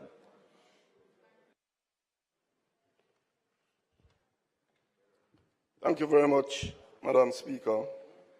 On behalf of the Minister of Agriculture, Fisheries and Mining, Madam Speaker, I beg to give notice that at the next meeting of the House, I will move the following motion. The Bauxite and Alumina Industries Special Provision Act. Bauxite and Alumina Industries Special Provision Act. Associated Producer Discovery Bauxite Operations Limited Number 2, Order 2023. Whereas by virtue of Section 4 of the Bauxite and Alumina Industries Special Provision Act, hereinafter referred to as the Act, the Minister may by order declare to be an associated producer any bauxite producer with whom the government has an agreement in force under which the government is associated either directly or indirectly with that bauxite producer in production of bauxite and alumina in Jamaica or in related enterprises, or any person who is engaged in the winning of bauxite in Jamaica or in the producing in Jamaica of alumina from bauxite, one in Jamaica, and is in the opinion of the minister in special relationship with the government, or is engaged in the winning in Jamaica of bauxite or in the producing in Jamaica of alumina from bauxite, one in Jamaica, or is engaged in other related enterprises or in all those activities and enterprises, and in any case be entered into a special agreement with the government for the purpose of facilitating the carrying on of those activities or enterprises or of rationalizing the bauxite industry. And whereas the Discovery Bauxite Operations Limited is engaged in the winning of in Jamaica of bauxite and is, in the opinion of the minister, in special relationship with the government. And whereas on the 4th day of December 2023, the minister made the Bauxite and Alumina Industry Special Provision Associated Producers Discovery Bauxite Operation Number 2, Order 2023, having been satisfied that the requirement of Section 4 of the Act were met. And whereas by virtue of Section 4 of the Act, any other made under subsection 1 of the section shall be subject to affirmative resolution of the House of Representatives. Now therefore, Madam Speaker, be it resolved by this Honourable House as follows. The resolution may be cited as a Bauxite and Alumina Industries Special Provision Associated Producer Discovery Bauxite Operations Limited Number 2, Order 2023 Resolution.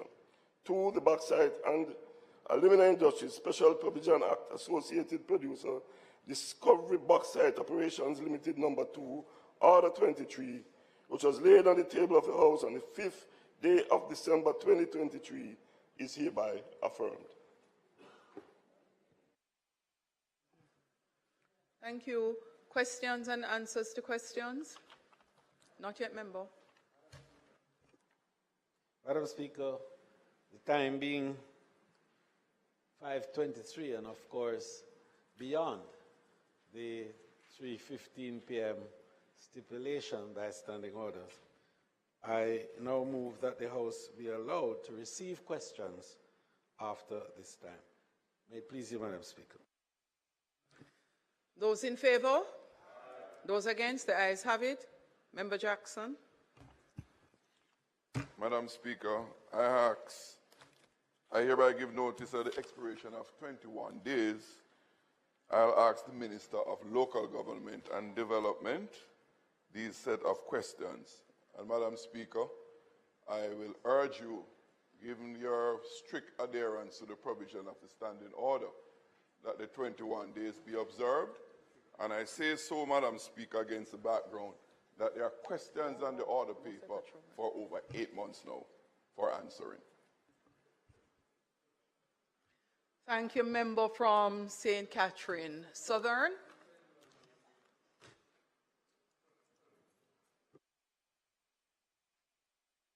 Motions that may be made at the commencement of public business requiring notice.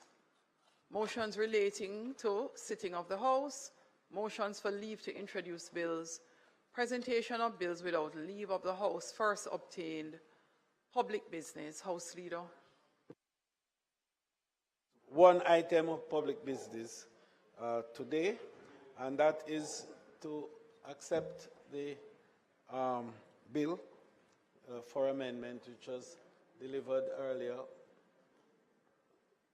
being sent from the upper chamber under the signature of the President. Madam Speaker, it is my intention to ask the Minister of Gender, Entertainment and Culture to take responsibility for the measure in terms of the conclusion of the debate for the amendment thereto. May it please you, Madam Speaker.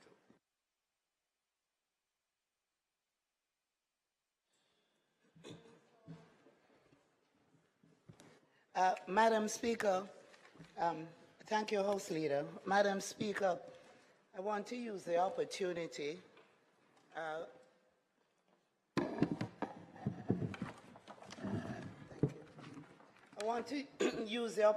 Madam Speaker, to acknowledge in the gallery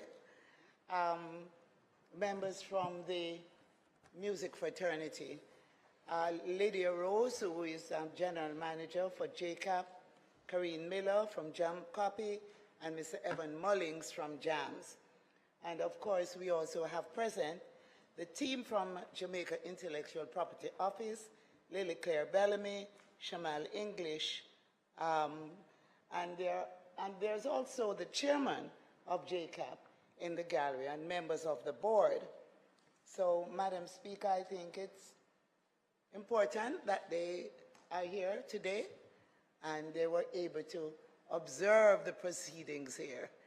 And I'm sure they've learned a lot from what we have conducted here. And I also know that they'll leave here very pleased because of the amendment that we will now take. So, Madam Speaker, this is a bill entitled An Act to Amend the Copyright Act. But I want to quickly indicate the basis for legal authority of collective management organizations in Jamaica, and to just indicate the copyright framework. So what is copyright? It's rights granted to authors of original works.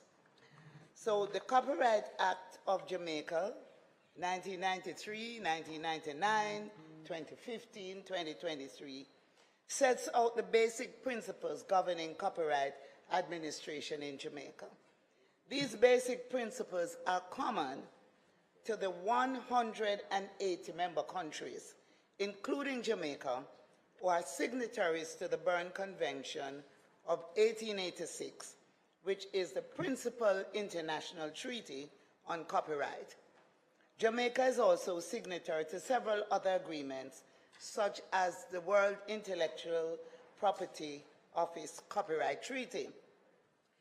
These principles assure authors and owners of copyright works, namely original musical, literary, dramatic, or artistic works, certain exclusive rights over the use of their works for a minimum period of the author's lifetime, plus, in Jamaica's case, 95 years after death.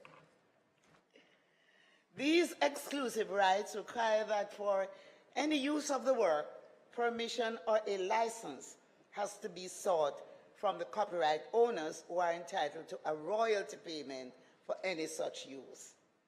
And the uses covered by the Copyright Act are reproduction, that's copying.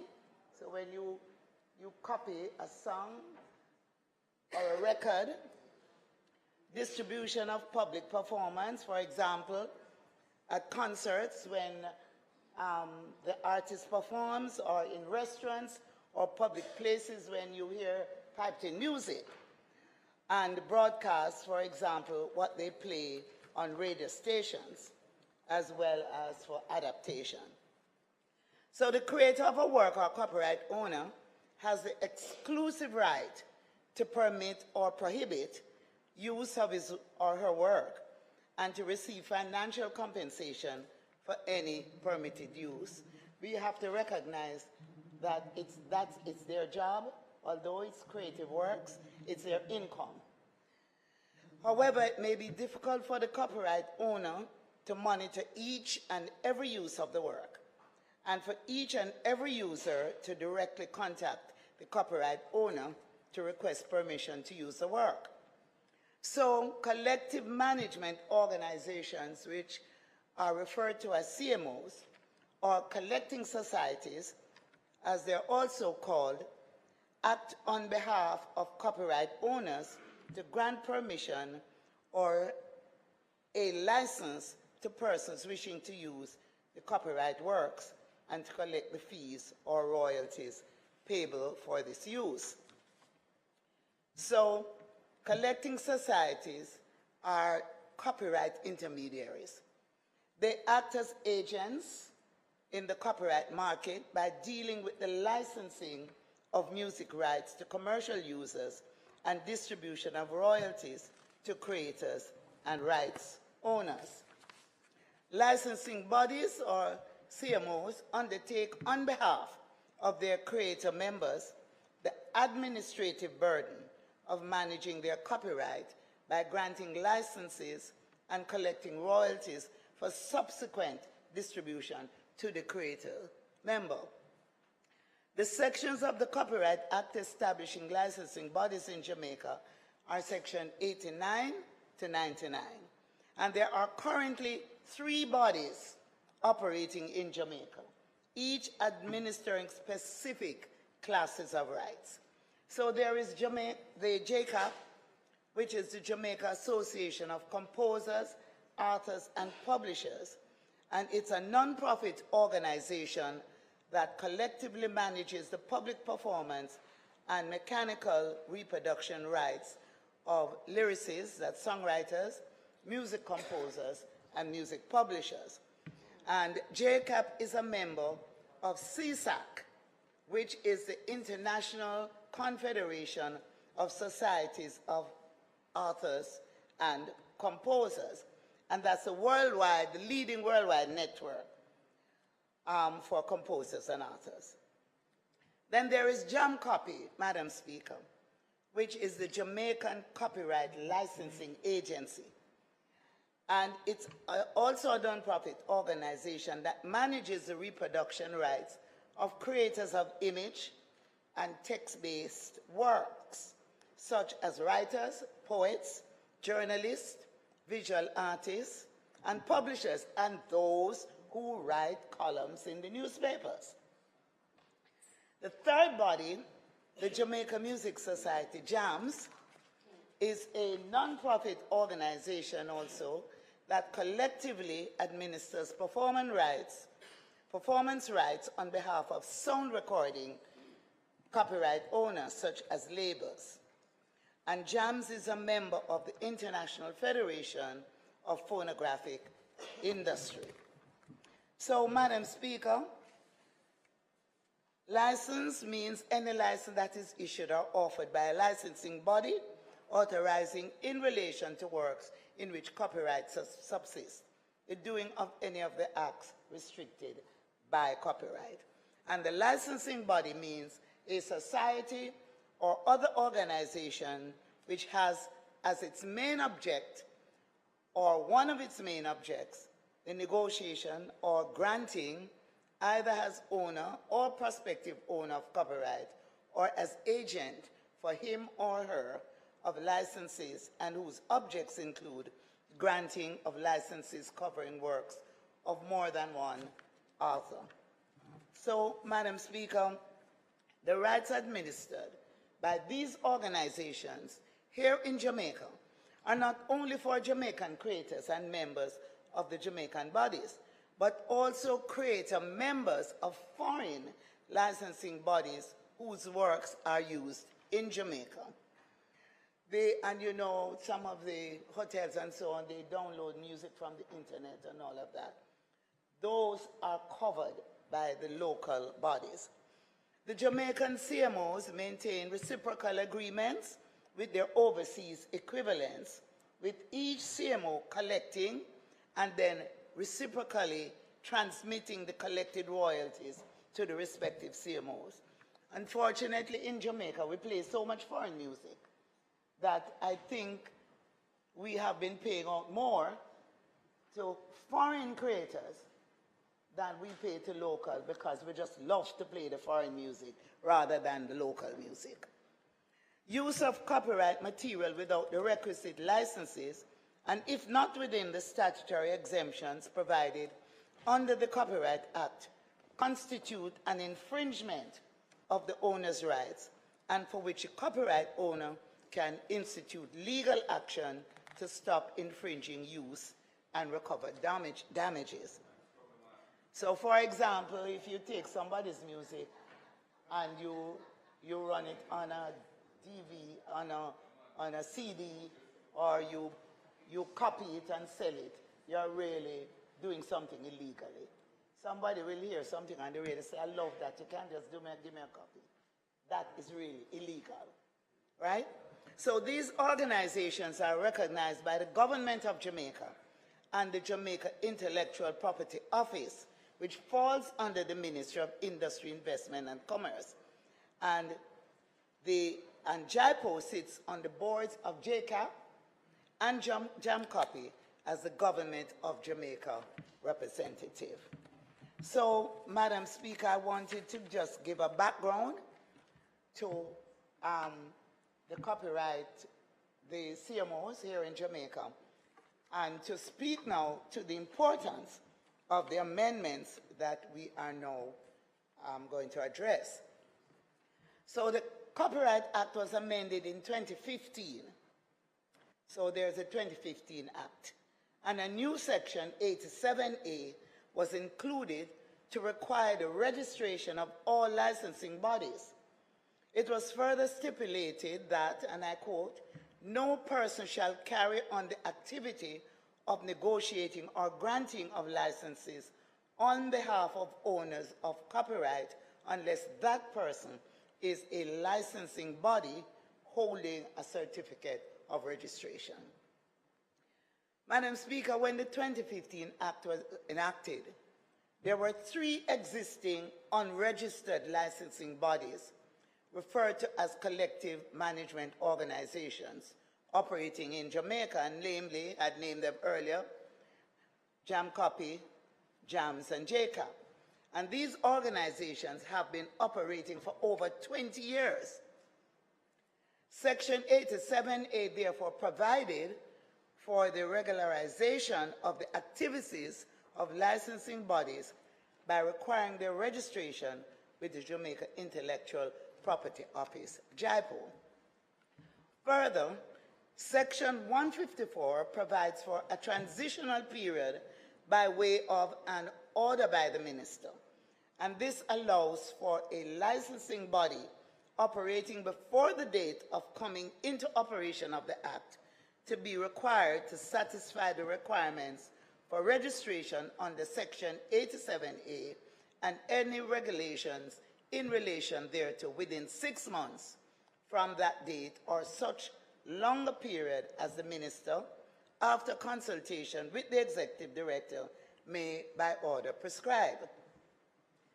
While the regulations were being drafted, Madam Speaker, 3 extensions of the transitional period were granted by orders in 2018, 2019, and 2020, with the final extension having expired on May 2, 2021.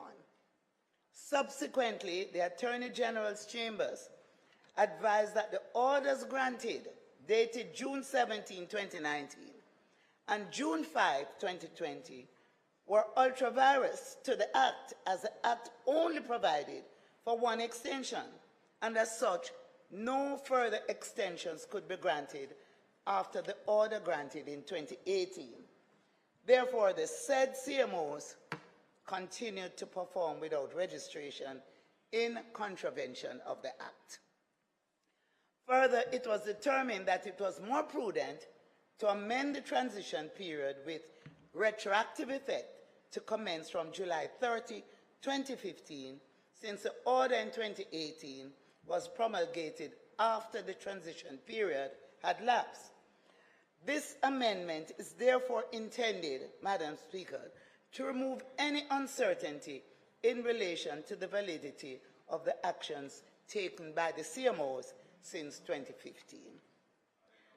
In light of the above, the bill is being amended to 1, clarify the transitional provisions for the operation of unregistered organizations, while no regulations prescribing the form, manner, and fees required for an application for a certificate of registration are in force. And 2, provide protection from liability for persons who, from the 30th day of July 2015, acted pursuant to Section 154 of the Act. So, Clause 1, the short title, Construction and Commencement. This clause provides for the short title of the Act and directs that the Act should be read in conjunction with the Copyright Act and all amendments thereto. Further, the provision provides that the Act shall be deemed to have come into operation on July 30, 2015. Clause 2, Madam Speaker, repeal and replacement of Section 154 of the Principal Act. So the clause repeals Section 154 of the Act and replaces same with a new transitional provision to provide that notwithstanding Section 87A and subject to subsection 2, an unregistered organization carrying on the activity of negotiating or granting licenses on behalf of owners of copyright immediately before the 30th day of July 2015 may continue to do so without holding a certificate of registration during the transitional period. This transitional period will end on a date to be specified by the Minister by notice published in the Gazette. Subsection 2 of the provision states that should the Executive Director refuse to grant a certificate of registration to an unregistered organization during the transitional period, the unregistered organization should immediately cease to negotiate and grant licensing on behalf of copyright owners. Madam Speaker, in this provision, unregistered organizations is defined to mean the Jamaica Copyright Licensing Agency, the Jamaica Association of Composers, Authors, and Publishers, and the Jamaica Music Society. So, Madam Speaker, Clause 3 provides protection from liability. And this provision provides that no proceedings shall be brought against any person for any act done pursuant to the repealed Section 154 during the period commencing on the 30th day of July 2015 and ending on the date of publication of this act in the Gazette. And of course, the memorandum stipulates that that's the key objective of the act. So, Madam Speaker, I don't know if other members would wish to contribute at this time before I ask for the bill to be read a second time.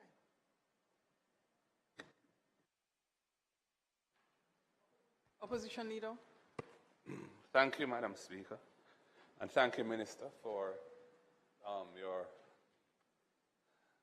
opening presentation on this bill coming from the Senate. It's been a long time since we've had a bill originating in the Senate, it seems. The principal act, the 2015 act, I should say, was one in which I had a significant involvement, along with Minister Hilton, as he then was, in the development of it. And of course, some of the team who are here in the House and who you recognize when you commenced your opening were very involved in that process. I remember lengthy meetings of legislation committee to go through all of those provisions. And importantly, it did so many things, a significant one of which was, of course, to extend the duration of copyright for the Jamaican popular music catalog, which was coming to an end at the time. And, well, it depends how you look at this. There are some people who think it's good. Yeah, well, you may say so, but at the time it was highly desired by the owners of those masters, you know? Yeah, perhaps, but that was one of many things that were done at the time. And I don't know why it would be good for Jamaica, for our catalog of material, recorded material, to go into the public domain. You'd have to explain to me why that would be good for Jamaica. Because it would mean that it could be copied and sampled without any payments being made to those who own the master recordings. And, you know, and some of our producers and the estates of our producers would have, you know, lose a significant benefit if that were the case. So essentially this bill is just a validation bill. What happened was that the time provided in the 2015 amendment for the unregistered organizations to become registered passed, and apparently not all of them had managed to get registered in that period, and then orders were made extending that period where there was no jurisdiction to make those orders, and that has now been recognized and is being fixed by this bill. So, you know, it's one of the many, although a somewhat different form of validation bill that comes here. Typically when they come here, it's to do with revenue that has been collected, or fees or something where there was no proper legal authority for it because of some oversight in the bureaucracy. And in this case, it's a little different. I mean, I'm interested for you to tell us, Minister, whether the very important entities that are listed here, the unregistered organizations, are now the holders of certificates of registration. I would hope that they now are, but it's not clear. The fact that the transitional period is being further extended, it's now 8 years since the amendments were made in 2015, and the transitional period will continue once this bill is enacted. The transitional period will continue until some date that the minister will publish in a notice in the Gazette. So that suggests that there's a need for it to continue longer, and therefore, if that's so, that would suggest that at least one or more of the unregistered organizations still remains unregistered. If that's not the case, I'd like you to explain why the transitional period will continue beyond the passing of this bill.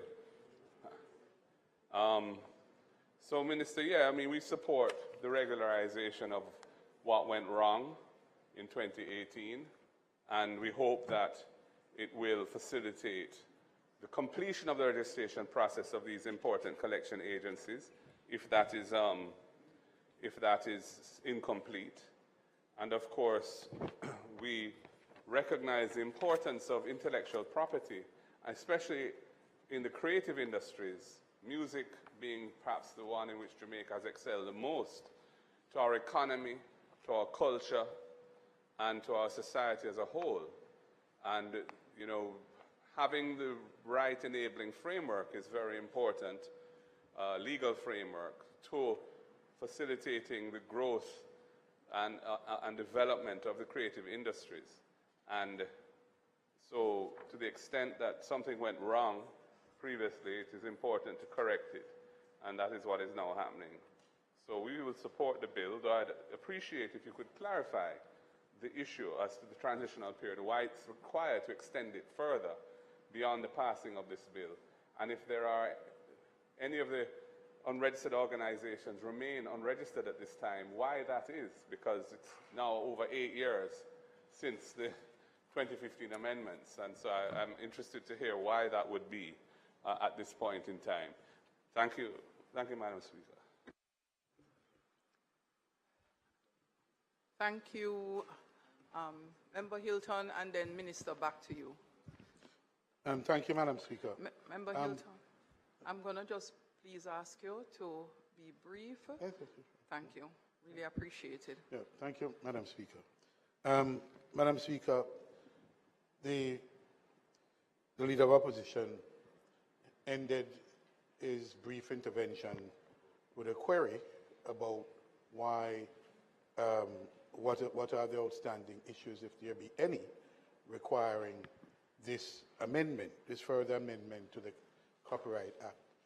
I note the ministers in her presentation made the point that these CMOs act as well for foreign artists and copyright bodies. The question I'd want to know, if you could clarify, is whether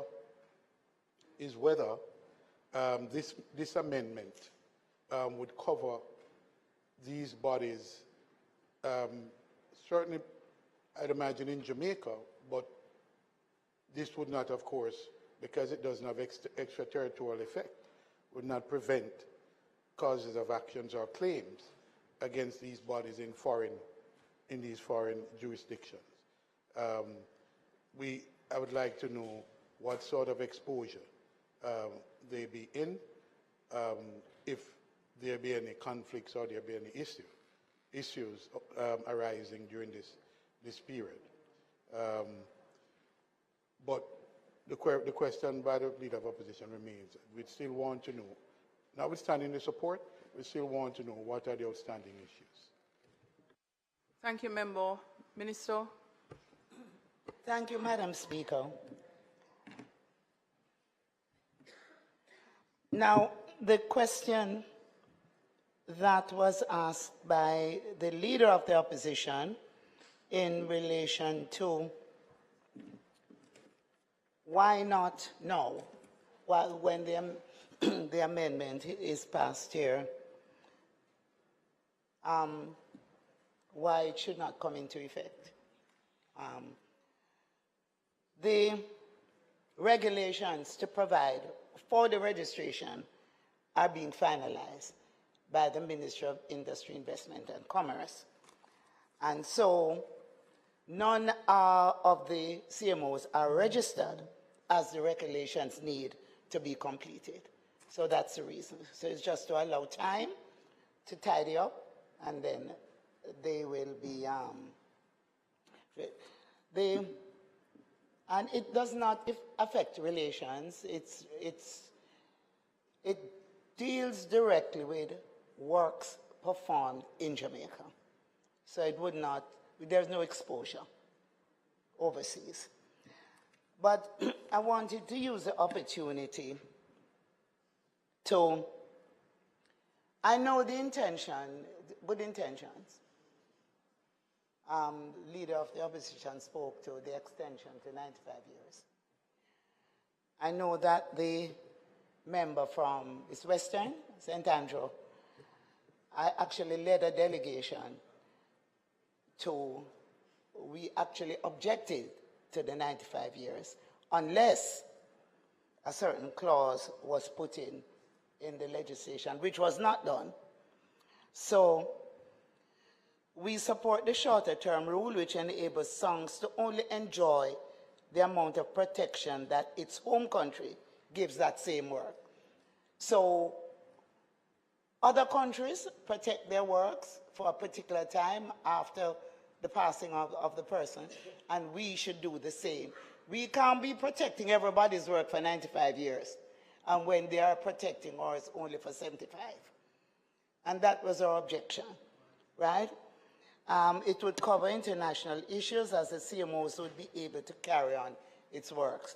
So unless we're able to treat countries that are less than 95, we protect their works for the period that they would protect our works, then the 95-year is almost like we're in a small pond and we feel like a big fish. It's only Jamaica that protection would be provided. And that doesn't really help us. You understand what I'm saying? So the amendment needs to come to put us in a position where it's reciprocal. And the period of time that they would protect our works, that's the period of time we would protect theirs. So I think there's a misunderstanding of copyright issues. There is really, the country needs to be educated about it. And many, many individuals, including some attorneys, need to be educated. They should go and specialize in copyright law and understand it, because this country needs that kind of expertise. So, Madam Speaker, I now ask for the bill to be read a second time. Thank you. Thank you, Minister. The question is that the bill be read a second time. Clarke? Those in favor? Those against? The ayes have it. A bill entitled An Act to Amend the Copyright Act and the four connected matters read a second time. Thank you. The House will now resolve itself into a committee of the whole House to consider the bill clause by clause.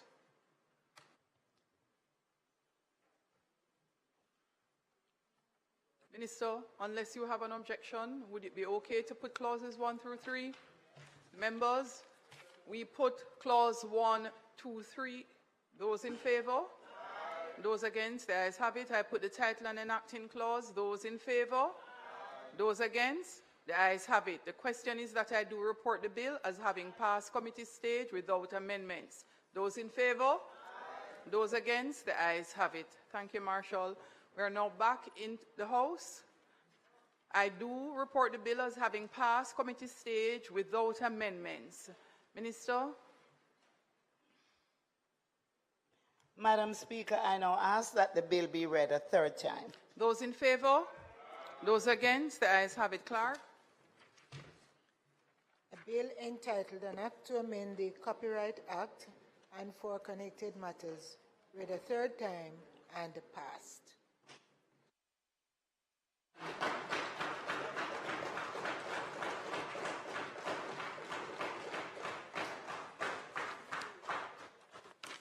Thank you, House.